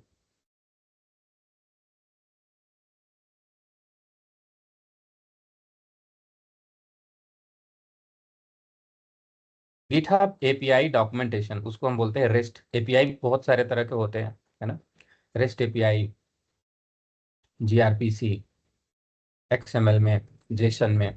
तो rest API, GitHub rest API पे इंटरफेस देता है, ये उसका रेस्ट एपीआई का डॉक्यूमेंटेशन है। ये एंड पॉइंट के एक्शंस हैं, you see this is and point के एक्शन। अब इसमें अगर मैं रेपोजिटरी पे जाऊं, रेट लिमिट रिएक्शन इतने सारे काम कर सकते हो आप। अब इसमें अगर रेपोजिटरीज पे जाऊं तो रेपोजिटरीज में देखो ये और बहुत सारी चीजें। अब रेपोजिटरीज में रेपोजिटरीज, अब रेपोजिटरीज में रेपोजिटरीज क्या है, ये देखो एंड पॉइंट मिल गया आपको, ये देखो एंड पॉइंट है। एंड पॉइंट क्या है? https:/api.github.com/arg, उसके बाद ऑर्गेनाइजेशन का नाम, उसके बाद /repos, अब उसके बाद अगर आपको, ये देखो ये एंड पॉइंट जिसमें ऑर्गेनाइजेशन का नाम वेरिएबल रिप्लेस कर सकते हो। आप गेट कॉल करोगे तो आपको ऑर्गेनाइजेशन की इंफॉर्मेशन मिलेंगी, गेट होंगी। और ऑर्गेनाइजेशन की इंफॉर्मेशन अगर गेट होंगी तो वो इंफॉर्मेशन आपको कैसे दिखेंगी, लेकिन किस फॉर्मेट में वो इंफॉर्मेशन दिखेगी, ये पता करना है कि किस फॉर्मेट में इंफॉर्मेशन दिखेगी। तो आपको जो इंफॉर्मेशन दिखेंगी वो दिखती है जेसन के फॉर्मेट में। यानी कि ये कमांड अगर चलाया होगा किसी ने, टोकन डालने के बाद एक एक टोकन भी आपको क्रिएट करना पड़ेगा। उसके बाद ये वाला कमांड अगर मैं चला दूं, ये कमांड अगर मैं चलाऊं, और आर्ग का जो नाम है list of organization repositories user repository पे चलता हूँ, क्योंकि आप सब लोग यूजर के साथ ही इंटरेक्ट करोगे। ये देखो इतने एंड पॉइंट, बहुत सारे end points. Get repository owner, ठीक है, ऑनर ये वाला है। और की जगह पे जहां डाउट लगेगा या समझ में नहीं आ रहा होगा दोबारा बोलिएगा कि मैं बताऊंगा आपको। कमांड लाइन ओपन करते हैं हम लोग अपना, ये आ गए यहाँ पे। लाइनक्स पे भी यही चलेगा, विंडोज पे भी, मैक पे भी। तो मैं जो कमांड लिखने जा रहा हूँ, अगर कोई भी डिफरेंस होगा तो स्पेसिफिक बताऊंगा कि विंडोज में ऐसे होगा, ठीक। लेकिन कर्ल सब पे सेम चलता है। तो ये मैंने किया। अब देखो यहाँ एक चीज मुझे रिप्लेस करनी है। इंटर करूंगा तो यहाँ पे रिस्पॉन्स आया, लेकिन रिस्पॉन्स क्या आया? देखो जेसन में रिस्पॉन्स आया, क्या आया? मैसेज आया बैड क्रेडेंशियल, क्रेडेंशियल सही नहीं है, डॉक्यूमेंटेशन का यूआरएल, और स्टेटस आ गया 401। यानी आपको जो भी रिस्पॉन्स मिले, चाहे वो सही मिले चाहे गलत मिले, रिस्पॉन्स आपको हमेशा जेसन के फॉर्मेट में मिलेगा। और अगर आपको रिस्पॉन्स इसके अंदर डालना है, डेटा इसके अंदर डालना है, यानी पोस्ट करना है, ये तो गेट हो रहा है। क्या हो रहा है? ये गेट हो रहा है। अगर आपको डेटा इसके अंदर से लेना है, यानी लिस्ट ऑफ रिपोजिटरी निकालनी है या रिपोजिटरी नई क्रिएट करनी है, राइट, तो इन दैट केस आपको क्या करना पड़ेगा? आपको भी जेसन में ही लिखना पड़ेगा और लिख के उस पे पोस्ट करना पड़ेगा। सो फार सो गुड? या कोई ऐसा है जिसको कि कम समझ में आ रहा है, या कौन सा पीस नहीं समझ में आया? सर बस एक चीज था, कोई भी टेराफॉर्म का हम लोग लिखते हैं या फिर कोड डेवलप करते हैं कुछ भी, वो सब जेसन फॉर्मेट में ही आएगा। जैसे कि मोस्टली एंसिबल में YML होता है, यहाँ पे ओनली हाँ, जेसन में आएगा फिर। हाँ जी। ओके। तो एपीआई जो होता है वो जेसन में आता है। अभी हम सिर्फ एपीआई की बात करें, टेराफॉर्म की बात अभी नहीं कर रहा हूँ। जी। टेराफॉर्म का आपको इसके साथ लिंक करके ओके। समझाऊंगा, तब आपको और अच्छे से जी समझ में जी। आएगा, ठीक। तो अभी तो नॉर्मल एपीआई एपीआई। जेसन में ही आएगा। हाँ, तो अभी नॉर्मल एपीआई जो है उसके साथ अगर आपको रेस्टफुल एपीआई के साथ अगर आपको इंटरेक्ट करना है, तो हमेशा आपको जेसन में डेटा देना है और जेसन में ही डेटा लेना है। जेसन में डेटा जो होता है वो करली ब्रैकेट से स्टार्ट होता है, करली ब्रैकेट एंड हो जाता है। उसके बाद ये जो है एक कोलन से की और वैल्यू। की है मैसेज, वैल्यू है बैड क्रेडेंशियल। की है डॉक्यूमेंटेशन अंडरस्कोर यूआरएल, वैल्यू है ये। की है स्टेटस, वैल्यू है ये। अब ये दूसरा कोई अगर मैं टाइप कर रहा होता, कोई और गलती होती, तो मैसेज की सेम रहेगी, वैल्यू हो सकता है बैड क्रेडेंशियल की जगह कुछ और आ जाए। वैल्यू हो सकता है स्टेटस में 401 की जगह 404 आ जाए, 500 आ जाए, कुछ और आ जाए स्टेटस, राइट। की वैल्यू, जेसन में की और वैल्यू होती है। ये जेसन पे मैं क्यों आया, एपीआई पे क्यों आया? क्योंकि टेराफॉर्म में डायरेक्ट इसका रिलेशन है। टेराफॉर्म हम ऐसे ही लिखेंगे, जेसन में नहीं, लेकिन जेसन के स्टाइल में लिखेंगे, ठीक। तो की और वैल्यू में आप डेटा देते हो, और आपको डेटा जो मिलता है वो भी की और वैल्यू में ही मिलता है एपीआई इंटरफेस पे, राइट। अब अगर इसे आपको करेक्ट करना है तो हमें क्या करना है? एक तो हमें हमारा टोकन चाहिए, दूसरा ऑनर करेक्ट चाहिए। सो ऑनर करेक्ट, ऑनर एक दे दिया, और ऑथराइजेशन टोकन को मान लो मैं बाईपास कर देता हूँ। चलिए, बिना ऑथराइजेशन के, बिना ऑथेंटिकेशन के देखते हैं कि कोई इंफॉर्मेशन निकल पाती है कि नहीं, ठीक है। अब इसने क्या दिया, बोला 404, कह रहा है कि यार ऐसे ये जो है ना रिपोज, इसकी इंफॉर्मेशन मुझे नहीं आ रही है, नॉट फाउंड। आपने देखा कि की वही है, वैल्यू बदल गई, की वही है, वैल्यू बदल गई, राइट। तो अब मैं यहां से एपीआई का ये जो है, इससे मैं एपीआई वर्जन और उसके साथ में ऑथराइजेशन कोड डिफाइन करता हूं। ये आपको जो दिख रहा है ये सेम वही चीज है। मैं इस कमांड से करना क्या चाहता हूँ, it's a request example gate A repository.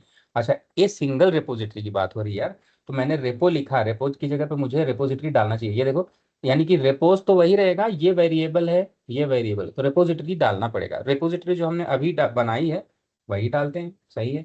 देखो, रेपो के लिए उसने बोला भैया मुझे रेपो बोल के कुछ नहीं मिला 404, लेकिन रेपो की जगह पे अगर मैं उसको TF लैब्स दे दूं जो अभी मैंने क्रिएट किया है वो, यानी कि उसको रेपो की जगह पे सही वाली रेपोजिटरी दे दूं, TF लैब्स, और ये इंटर किया।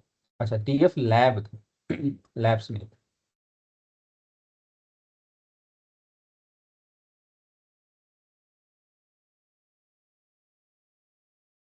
हम्म, शर्मा विजय TF लैब सही है।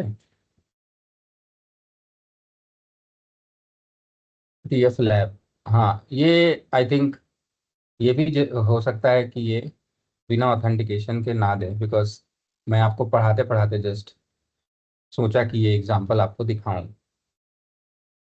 ठीक है, API github.com HTTPS सही है। रेपोज, रेपोज में मैंने रेपोज में फिर यूजर का नाम डाला और लैब्स TF लैब डाला, तो ये है तो सही है। फिर भी ये बोल रहा है कि नॉट फाउंड। क्यों नॉट फाउंड बोल, अच्छा क्योंकि ये प्राइवेट है यार, बिना ऑथेंटिकेशन के क्यों आएगा, मुझे कोई पब्लिक रिपोजिटरी लेनी पड़ेगी जो कि बिना ऑथेंटिकेशन के दिखे। ठीक, कोई पब्लिक लेते हैं। समझ रहे हो आप लोग ना कैसे काम चल रहा है यहाँ पे। एक हेलो जावा करके, आओ देखते हैं। अब बिना ऑथेंटिकेशन के पब्लिक वाली आ जाएगी, प्राइवेट वाली बिना ऑथेंटिकेशन के नहीं आने वाली, और ये प्राइवेट थी, भूल ही गए थे हम। हेलो जावा, ये देखो उस रेपोजिटरी की पूरी इंफॉर्मेशन जेसन में आ रही है। वही रेपोजिटरी की पूरी इंफॉर्मेशन हमको GUI में ऐसे दिख रही है, ये देखो हमको GUI में ऐसे दिख रही है। ये रेपोजिटरी है, ये इसकी ब्रांच है, एक ब्रांच है, जीरो टैग है, ये है, ये है, ये है, ये है, दिख रहा है। लेकिन जब कोई एप्लीकेशन देखता है किसी रेपोजिटरी को तो वो ऐसे देखता है। ये जेसन में इतनी सारी इंफॉर्मेशन उसको मिलती है, इंफॉर्मेशन मिल रही है कि हाँ भाई उसकी एक आईडी है यूनिक, उस रेपोजिटरी की उसकी एक नोड आईडी है यूनिक, उसका नाम है, फुल नेम है, प्राइवेट है कि नहीं वो दिया है, ऑनर कौन है, लॉगिन कौन सा है, HTML का URL कौन सा है, लैंग्वेज कौन सी है, विजिबिलिटी है कौन सी, फोर्क कितने हुए हैं, इशूज कितने हैं, पेरेंट कौन है, HTML का URL इसका कौन सा है, सोर्स क्या है, एवरी इंफॉर्मेशन। कितने फोर्क हुए हैं, 5 फोर्क हुए हैं, ओपन इशूज कितने हैं, डिफॉल्ट ब्रांच कौन सी है, नेटवर्क काउंट कितने हैं, सारी इंफॉर्मेशन मुझे कैसे आ रही है, जेसन में आ रही है। ठीक है, तो ये मैं आपको क्यों बता रहा हूँ, ताकि आपको ये अच्छे से समझ में आ जाए कि यार जो एप्लीकेशन होते हैं वो API को कनेक्ट करते हैं, तो API इंटरफेस होती क्या है, ये इंफॉर्मेशन कैसे हमें मिलती है, किस फॉर्मेट में, और अगर हमें कोई इंफॉर्मेशन पोस्ट करनी है तो वो किस फॉर्मेट में, हमें भी इसी फॉर्मेट में लिखना पड़ेगा, क्योंकि API एक एक इंटरफेस है, उसमें लैंग्वेज ही दो लोग बात कर रहे हैं, कौन है, एप्लीकेशन सॉफ्टवेयर का जो सर्वर है वो भी एप्लीकेशन है, और इधर जो बेचारा बात कर रहा है उसके साथ वो भी एप्लीकेशन है। ये जेसन जो है ये एप्लीकेशन की लैंग्वेज है, API की लैंग्वेज है जेसन। तो दोनों क्लाइंट और सर्वर दोनों जेसन जेसन खेल रहे हैं। अब हम लोग ठहरे ह्यूमन, हमें तो जेसन समझ में आती नहीं है, राइट, तो हमारे लिए ये चीज कम समझ में आएगी, एप्लीकेशन को ये चीज सारी समझ में आती है, राइट, जेसन। तो दैट इज वाई हम लोग API पे काम डायरेक्ट नहीं करते, we don't do a log in, we don't work. ठीक, हम लोग किस पे काम करते हैं, हम लोग GUI एंड CLI पे करते हैं।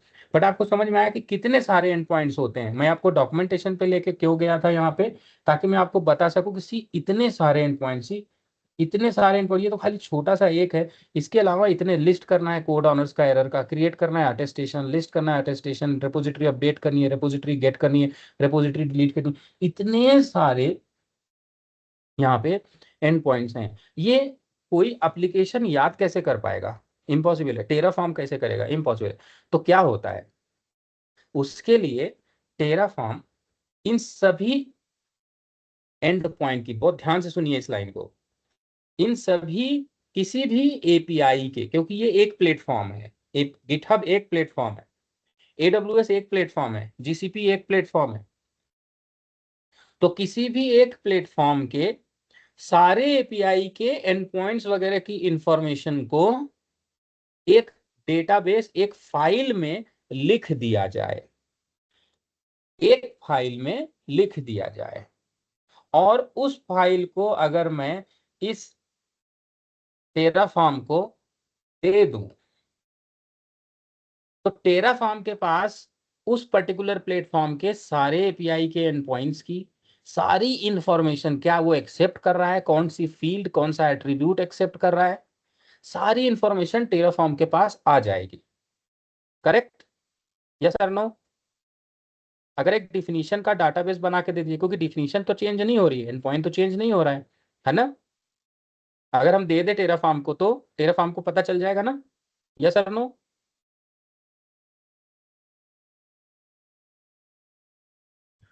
चल जाएगा पता, yes sir. Yes update sir. होते जाएंगे। या बी इंटरेक्टिव, हम लोग भी इंटरेक्टिव रहे ना, नहीं हम लोग जी एपीआई जी। में बात करने लग जाए। तो इस चीज को हम क्या बोलते हैं, उस डाटाबेस को हम क्या बोलते हैं? उस डाटाबेस को हम लोग बोलते हैं प्रोवाइडर। क्या बोलते हैं? प्रोवाइडर फाइल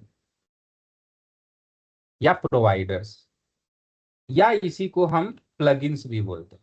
आपको पता है ना प्लगइन क्या होता है? किसी एप्लीकेशन या सॉफ्टवेयर को कोई चीज, कोई फीचर उसके पास नहीं होता है तो प्लगइन के थ्रू वो फीचर ऐड करते हैं। करेक्ट? एक्सटेंशन प्लगइन्स ऐड करते हैं। तो टेराफॉर्म के पास जिस भी टारगेट के लिए वो काम करने जा रहा है, जिस भी टारगेट के ऊपर टेराफॉर्म रिसोर्स क्रिएट करने जाएगा, उसके एपीआईज की सारी जो इंफॉर्मेशन होती है वो प्रोवाइडर प्लगइन में होती है। प्रोवाइडर प्लगइन है क्या? ये एक बाइनरी फाइल है।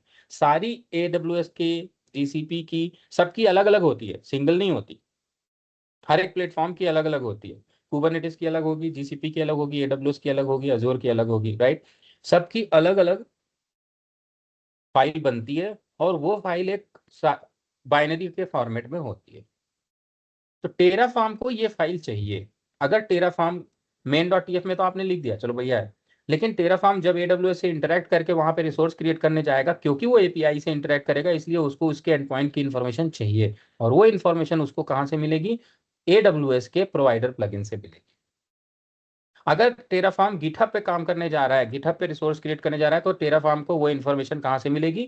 गिटहब के प्लगइन से मिलेगी, गिटहब के प्रोवाइडर से मिलेगी, अजूर के प्रोवाइडर से मिलेगी, ओरेकल के क्लाउड के प्रोवाइडर से मिलेगी, राइट?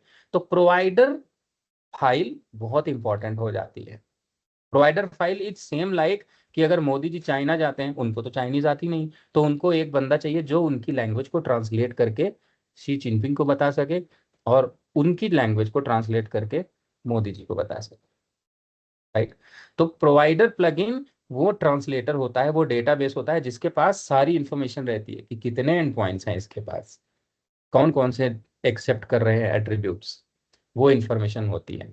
अब क्वेश्चन ये आता है कि टेराफॉर्म को ये फाइल दिया कैसे जाए, और ये फाइल रहती कहाँ है? अब देखो, क्योंकि एडब्ल्यूएस जो है, इसका एंड पॉइंट्स जितने हैं वो ऐसा तो है नहीं कि फिक्स है, जिंदगी में कभी नहीं बदलेंगे। अरे भाई एडब्ल्यूएस दूसरे दिन एक नया सर्विस लॉन्च कर दे तो उसका भी तो एंड पॉइंट चाहिए, है कि नहीं? आजकल हम लोग एजाइल में काम कर रहे हैं ना, एजाइल में है, वाटरफॉल में तो है नहीं। एजाइल का मतलब क्या है? Everyday things are getting change, नए नए फीचर हैं जो एडिशन होते जा रहे हैं। तो एडब्ल्यूएस हो या कोई भी हो, जो भी एपीआई रिसोर्स है, कोई भी एपीआई सर्वर है, उस एपीआई सर्वर में फीचर्स ऐड होते जाते हैं। और ऐसा भी नहीं है कि डेली होते, हफ्ते में हो गए, 3 दिन बाद हो गए, एक हफ्ते बाद, 2 हफ्ते बाद, एक महीने बाद। तो अगर नए फीचर आए तो इसका मतलब नए एपीआई आए, या एग्जिस्टिंग जो रिसोर्स है उसके एपीआई एंड पॉइंट में कोई की चेंज हो गई, नया की ऐड हो गया, नया फीचर ऐड हो गया, तो उस केस में पुराना वाला जो है प्लगइन वो नए फीचर पे काम नहीं करेगा। तो उसके लिए हम लोग क्या करते हैं फिर? इसका मतलब ये हुआ कि जैसे ही एडब्ल्यूएस के पास नए चेंजेस आएंगे, अगर एडब्ल्यूएस इस प्रोवाइडर प्लगइन का वर्जन मेंटेन करे, वर्जन, और V1 था पहले, फिर ये V2 हो जाए, फिर ये V3 हो जाए, फिर जब नया एडिशन आए तो V4 हो जाए, फिर नया एडिशन आए तो V5 हो जाए, ठीक है? नए नए वर्जन निकलते रहे। तो टेराफॉर्म में हमने जो लिखा है, हमने जो टेराफॉर्म में लिखा है वो अगर V1 पे है तो हमारा सिर्फ उतना चलेगा। नया फीचर अगर हम इस्तेमाल नहीं कर रहे तो, अगर नया फीचर इस्तेमाल करेंगे तो हम V2 यूज कर लें, नए वाले फीचर को हम इंटरेक्ट कर पाएंगे, राइट? बहुत स्लो होता है ये चीज, इसलिए इतना टेंशन लेने की जरूरत नहीं है। लेकिन इसका मतलब ये हुआ कि क्योंकि ये चीज चेंज हो रही है बार बार, इसलिए प्रोवाइडर का वर्जन होना जरूरी है। और दूसरी चीज, अब टेराफॉर्म के पास कैसे पता चलेगा कि नया वर्जन आया, ये भी तो लफड़ा है।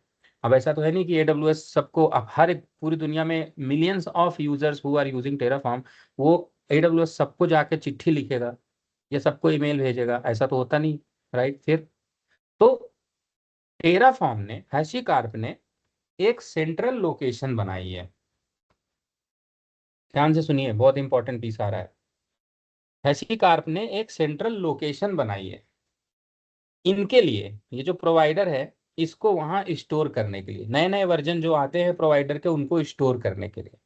और सिर्फ एडब्ल्यूएस नहीं, टेराफॉर्म जितने भी एपीआई के साथ यूज किया जा सकता है, उन हर एक एपीआई के प्रोवाइडर्स के वर्जन्स को वहां स्टोर करने की जगह दी हुई है, और हम उसे क्या बोलते हैं, टेराफॉर्म रजिस्ट्री। क्या बोलते हैं उस चीज को, टेराफॉर्म रजिस्ट्री। ये आपका सब कुछ है। टेराफॉर्म रजिस्ट्री ही वो जगह है जिससे आप टेराफॉर्म क्रिएट कर पाओगे। अगर आपको इसके बारे में नहीं पता तो आप नहीं कर पाओगे क्रिएट, क्योंकि आपको पता ही नहीं है क्या लिखना है किसके लिए। तो किसके लिए क्या लिखना है वो यहां से पता चलेगा, उस प्रोवाइडर के डॉक्यूमेंटेशन से पता चलेगी, प्रोवाइडर के इंफॉर्मेशन से पता चलेगी। ठीक, तो यानी कि हैशीकार्प ने एक अपने टूल को सपोर्ट करने के लिए एक सेंट्रल लोकेशन बनाई है। उस सेंट्रल लोकेशन में दुनिया में जितने भी प्लेटफॉर्म के साथ, इंफ्रास्ट्रक्चर के साथ टेराफॉर्म इस्तेमाल किया जा सकता है, उन सभी के प्रोवाइडर प्लगइन यानी उनकी एपीआई के एंड पॉइंट्स की इंफॉर्मेशन की फाइल को वर्जन कंट्रोल करके स्टोर किया है हैशीकार्प ने। वो उसका नाम है टेराफॉर्म रजिस्ट्री, टेराफॉर्म की पब्लिक रजिस्ट्री। आइए देखते हैं कि ये पब्लिक रजिस्ट्री क्या है। क्योंकि अगर हमें पब्लिक रजिस्ट्री के बारे में पता चल गया और हमें पता चल गया कि पब्लिक रजिस्ट्री में इतने इतने प्रोवाइडर्स हैं, तो इसका मतलब टेराफॉर्म सिर्फ इतने इतने प्लेटफॉर्म के साथ ही इस्तेमाल किया जा सकता है। अगर कोई प्रोवाइडर नहीं है तो टेराफॉर्म उसके साथ इस्तेमाल नहीं हो सकता। और यहीं पे एग्जाम का एक क्वेश्चन आता है जो आपको नोट कर लेना चाहिए। एग्जाम का क्वेश्चन कुछ ऐसा आता है एग्जाम में कि user XYZ has created an application for the platform, private platform. Now that private platform, he has an API interface also, right? User XYZ wants to manage this platform using HashiCorp Terraform. What user has to do? Because Ramvi, please be on mute. So, what user XYZ will do? Write a provider for that platform API. This is a right answer. ठीक है, ये question exam में आता है, इस तरीके के question exam में आता है। सिनारियो अलग हो सकता है बट ऐसा आता है। यानी कि अगर किसी प्लेटफॉर्म और एप्लीकेशन का एपीआई नहीं, एपीआई का प्रोवाइडर नहीं है टेराफॉर्म के लिए, यानी प्लगइन नहीं है, तो आप प्लगइन लिख दो और उसके बाद उसे रजिस्ट्री में अपलोड कर दो और फिर उसके बाद वो काम हो जाएगा। टेराफॉर्म काम करने लगेगा उस प्लेटफॉर्म के साथ, भले वो नया हो। आइए देखते हैं। तो जो रजिस्ट्री है भाई लोग, वो है registry.terraform.io। ये है वो जगह, ये कोई वेबसाइट नहीं है, ये टेराफॉर्म की रजिस्ट्री है, पब्लिक रजिस्ट्री। आपके लिए सब कुछ है। टेराफॉर्म रजिस्ट्री ये है वो जगह जहाँ पे टेराफॉर्म कितने जगह पे इस्तेमाल किया जा सकता है वो आपको पता चलेगा। और हो सकता है आप 6 महीने बाद आके देखेंगे तो यहाँ पे आपको और भी कुछ प्लेटफॉर्म के प्रोवाइडर्स मिलेंगे। तो if you see here, browse provider है। ब्राउज प्रोवाइडर यही है वो प्रोवाइडर जिससे पता चलेगा कि कितने जगह टेराफॉर्म यूज हो सकता है। और नीचे आप यहाँ देखेंगे तो 5739 प्रोवाइडर्स हैं, 5739, यानी कि इतने प्रोवाइडर्स, इतने प्लेटफॉर्म पे टेराफॉर्म यूज किया जा सकता है, इतने प्लेटफॉर्म्स पे यूज किया जा सकता है। अब अगर आप प्रोवाइडर्स के ऊपर ब्राउज बटन पे क्लिक करेंगे here, then you will get to know कि प्रोवाइडर्स कितने हैं। अब इस स्क्रीन पे ध्यान देना क्योंकि इसमें भी एग्जाम का एक क्वेश्चन आता है कि टेराफॉर्म में कितने तरह के प्रोवाइडर होते हैं। तो टेराफॉर्म में 3 तरह के प्रोवाइडर होते हैं। ऑफिशियल प्रोवाइडर या प्लगइन, है ना। तो ऑफिशियल प्लगइन होते हैं टेराफॉर्म में, पार्टनर प्लगइन होते हैं टेराफॉर्म में, और कम्युनिटी प्लगइन। अब इनसे रिलेटेड क्वेश्चन घुमा फिरा के आपसे पूछ सकता है। हो सकता है पूछे कि पार्टनर प्लगइन कौन सा होता है, फिर 4 ऑप्शन, या ऑफिशियल प्लगइन किसे कहते हैं, फिर 4 ऑप्शन, या ऐसे करके एक प्लगइन बना है, ये ऑफिशियल है कि पार्टनर है कि कम्युनिटी है, राइट। ऐसे करके आपसे पूछ सकता है। तो ये जो सेक्शन है इसके बारे में समझ लो, एग्जाम में इससे रिलेटेड क्वेश्चन पक्का आता ही आता है। ठीक है, देखते हैं प्रोवाइडर से रिलेटेड। तो कितने जगह पे हम टेराफॉर्म यूज कर सकते हैं? AWS देखो, Azzur, Google cloud, Kubernetes, Alibaba, Oracle cloud, app, active directory, archive, Azzur का एक्टिव डायरेक्टरी अलग से, अजूर स्टैक अलग से, बाउंड्री अलग से, DNS है, एक्सटर्नल है, गूगल है, शिकार क्लाउड प्लेटफॉर्म खुद का है, हेल्म चार्ट का भी है, कंसोल सर्विस का है, नोमाड का है, नल, ये सब इनके हैं। फिर पार्टनर भी हैं भैया बहुत सारे, राइट। बहुत सारे हैं जहाँ पे आप यूज कर सकते हैं। इधर कैटेगरी भी है, कैटेगरी वाइज देखना है तो कैटेगरी वाइज भी देख सकते हो आप। इंफ्रास्ट्रक्चर मैनेजमेंट, पब्लिक क्लाउड, कौन कौन से पब्लिक क्लाउड है, क्लिक करके देखो इधर। तो इतने पब्लिक क्लाउड है जिनके साथ टेराफॉर्म का इस्तेमाल किया जा सकता है, राइट। तो कितने हैं वो आपको यहाँ से पता चलेगा, कहाँ कहाँ टेराफॉर्म यूज कर सकते हैं वो यहाँ से पता चलेगा। अगर मैं किसी भी एक मॉड्यूल पे जाऊँ, फॉर एग्जाम्पल मैं अजूर पे जाऊँ, तो मुझे यहाँ पता चलेगा कि अजूर के इस प्रोवाइडर को वर्जन कंट्रोल किया जाता है, जो मैंने अभी आपको जस्ट एक्सप्लेन किया। और क्यों वर्जन कंट्रोल करने की जरूरत पड़ती है मैंने आपको बताया, क्योंकि नए फीचर आते हैं और वो जो प्रोवाइडर फाइल होती है उसके अंदर उसकी डिफिनीशन को पैक कर दिया जाता है ना, और उसको यूज किया जाता है। अब नया आएगा तो फिर कोई पुराने को यूज कर रहा है तो उसका बेचारे का कोड ब्रेक हो जाए, तो इसलिए नया वर्जन रिलीज कर देते हैं। ठीक। और अगर आप इस पे क्लिक करके देखेंगे तो the latest version of this provider is 4.54.0, semantic versioning के फॉर्मेट में है ये। और इस पे अगर आप ड्रॉप डाउन पे क्लिक करेंगे then you will get to know 9 दिन पहले 5.3 हुआ था, आज 4 दिन पहले 5.4 हो गया, 17 दिन पहले 5.42 था, 5.1 था, 5.0 था, 1 महीना पहले। मैंने बोला ना हम एजाइल की दुनिया में सॉफ्टवेयर डेवलपमेंट बहुत रैपिड होता है, तो ऐसे में वर्जन फास्ट बनते रहते हैं। लेकिन वर्जन जब तक ये 4 चेंज नहीं होता तब तक बहुत स्लाइट डिफरेंस होता है, क्योंकि मेजर, माइनर और सिक्योरिटी पैच, सिमेंटिक वर्जनिंग यही होती है। किसी भी सॉफ्टवेयर की वर्जनिंग जो होती है भाई लोग, किसी भी सॉफ्टवेयर की, इसको हम सेमवर भी बोलते हैं, किसी भी सॉफ्टवेयर की जो वर्जनिंग होती है वो एक एक अप्रूव्ड तरीका है जिससे हम वर्जन डिफाइन करते हैं, जिसमें major dot minor dot patch ऐसे करके हम लोग देते हैं। जैसे 1.2.0, अब इसमें क्या हो गया, 1 is major feature change, 2 is minor with backward compatibility change,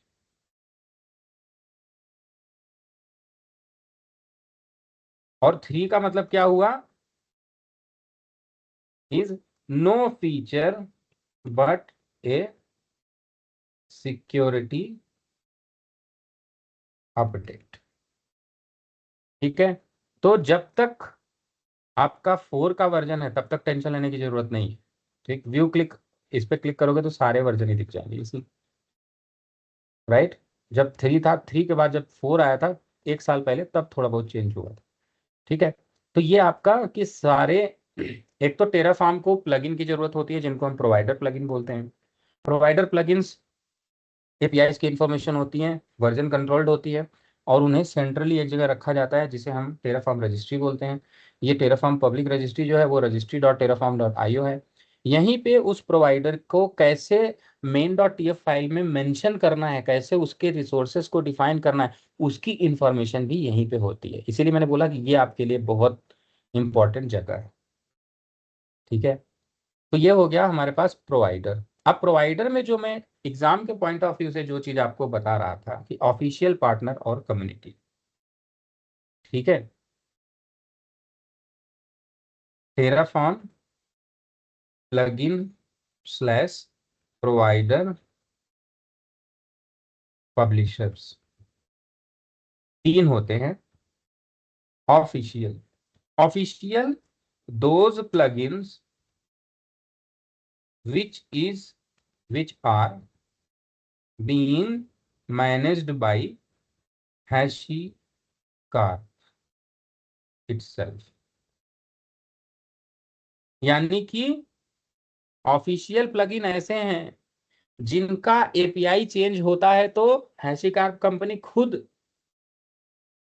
देखती रहती है। नया चेंज आया, HashiCorp कंपनी उसका प्लगइन बनाती है और अपने रजिस्ट्री पे डाल देती है फॉर द यूजर्स या Terraform practitioner to use it. Done. ऐसे कौन कौन से प्लगइन हैं? टिक मार्क हटा दो, केवल ऑफिशियल बचे, हमने फिल्टर कर लिया।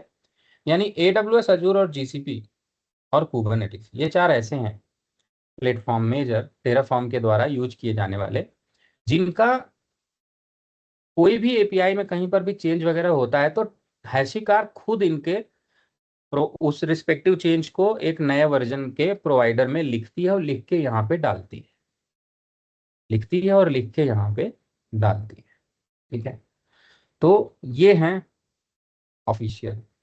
पार्टनर कौन होते हैं? पार्टनर हैं अलीबाबा और ओरेकल क्लाउड इंफ्रास्ट्रक्चर। पार्टनर कौन होते हैं?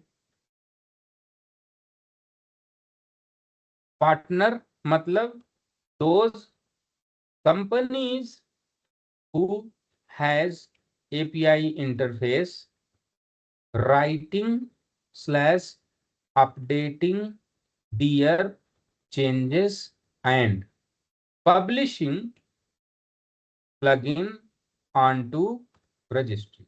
यानी कि कंपनी खुद अपने प्लगइन के लिए, अपने एपीआई के चेंजेस के लिए HashiCorp टेराफॉर्म के लिए प्लगइन बनाती है और इसे यहाँ पब्लिश कर देती है। अगर आप इसे देखेंगे तो यहाँ पे तो अलीबाबा खुद के लिए बनाती है। If you click on here you will get to know कि पार्टनर अलीबाबा खुद है, अली क्लाउड के नाम से है अकाउंट इनका। ओरेकल का देखेंगे तो OCI के नाम से खुद इनका, ये ओरेकल मेंटेन करती है इसको। ठीक, ये आपको दिखेगा यहाँ पे। और ये इनके सोर्स कोड भी आप देख सकते हो, ये देखो सोर्स कोड गिट पे है, क्लिक करो तो इनका सोर्स कोड ये आपको मिल गया, ये सोर्स। और अगर आप सोर्स कोड को देखेंगे तो जितने भी टेराफॉर्म से रिलेटेड प्लगइन या प्रोवाइडर लिखे जाते हैं वो टेराफॉर्म वो गो लैंग्वेज में लिखे जाते हैं। यहाँ पे ये भी एग्जाम में एक क्वेश्चन आ जाता है भाई लोग। अच्छा, बिफोर दैट कम्युनिटी। अब कम्युनिटी क्या हो गया? कम्युनिटी मतलब anyone,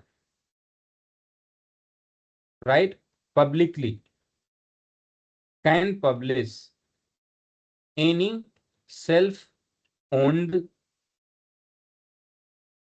platform / infra plugin to use with Terraform। आप खुद भी चाहो तो पब्लिश कर सकते हो। अब bigger question, Terraform binary and Terraform plugins all are written and maintained in Go language. Go एक लैंग्वेज है, उसमें लिखे जाते हैं। अब एग्जाम में एक क्वेश्चन आ जाता है, क्या आता है कि in order to use Terraform in your system for provisioning resources onto AWS cloud। Same ऐसा नहीं आएगा, चेंज हो सकता है language. It is mandatory to have Go language installed, yes no, true false. Terraform इस्तेमाल करने के लिए या उसके प्लगइन को टेराफॉर्म के साथ इस्तेमाल करने के लिए आपके लैपटॉप में Go लैंग्वेज होना चाहिए। ये सही है या गलत है? कोई लोग बता सकते हैं? Anybody can guess? नहीं sir, I think it's false. It's false. Everybody is in favor of it's false. Yes sir. Very good. आप सबको एक एक नंबर मिल गया, एक एक क्वेश्चन सही हो गया आपका। सही है। हम आपने देखा होगा कि मैंने टेराफॉर्म इंस्टॉल किया लेकिन गो लैंग्वेज इंस्टॉल नहीं किया, राइट। तो गो लैंग्वेज तब जरूरी होता है जब आप टेराफॉर्म के किसी प्लगइन को डेवलप कर रहे हो, लेकिन अगर यूज कर रहे हो तो उसके लिए गो लैंग्वेज नहीं चाहिए, राइट, क्योंकि प्री कंपाइल्ड बाइनरीज होती हैं। वो कंपाइल्ड बाइनरीज जो होती है उनके लिए आपको जरूरत नहीं पड़ती। ठीक है। 3 एग्जाम के क्वेश्चंस मैंने आप लोगों को आज बताए।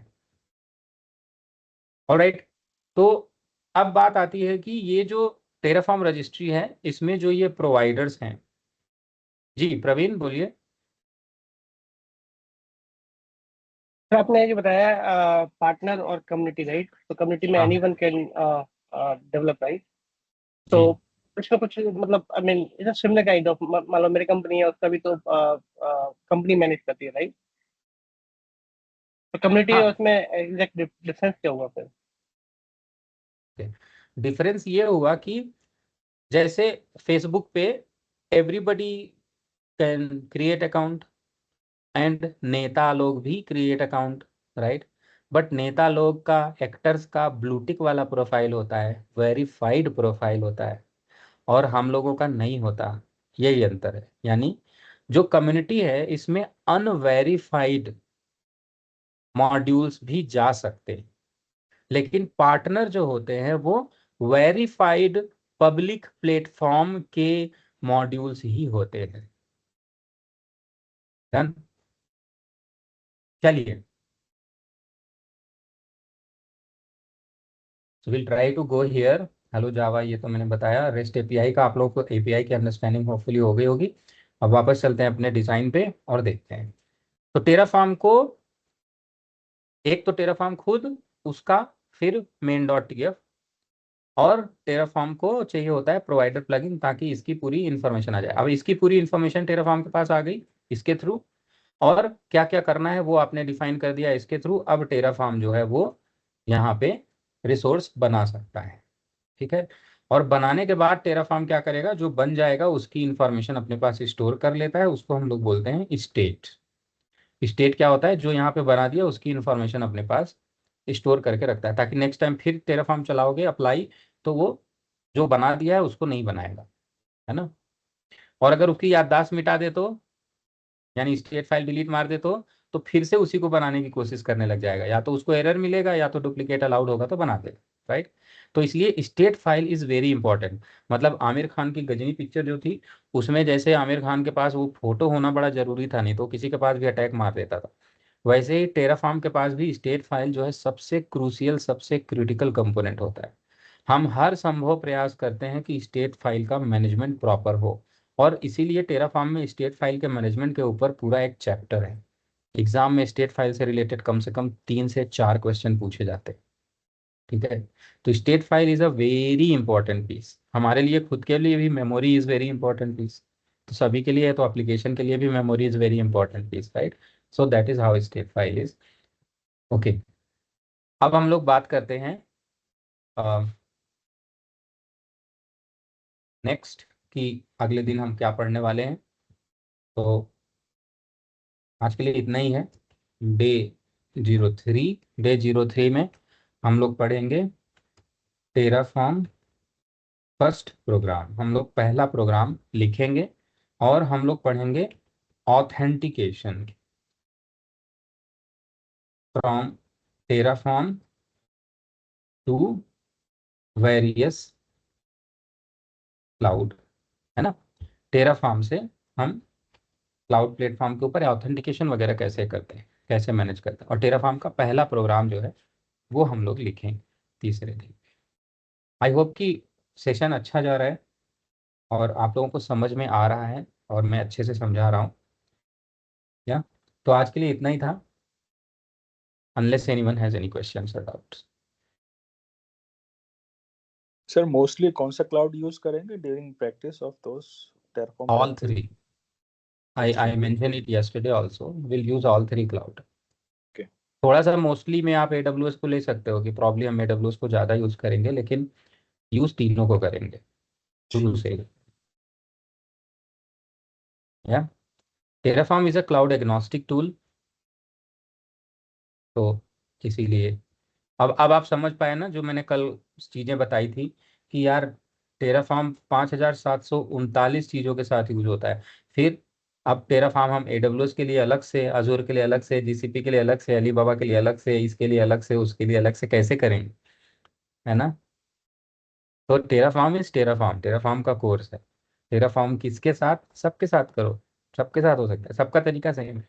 आपको इतना कॉन्फिडेंस आ जाएगा, डोंट वरी, क्लास खत्म होते होते आपको इतना कॉन्फिडेंस आ जाएगा कि आप सबके साथ, किसी भी अननोन के साथ भी टेराफॉर्म बिंदास लिख लोगे, मैनेज कर लोगे पूरा। Any other question anyone? Okay, चलिए, थैंक यू वेरी मच, आज का सेशन यही क्लोज करते हैं। Thank you, sir. Thank you, sir.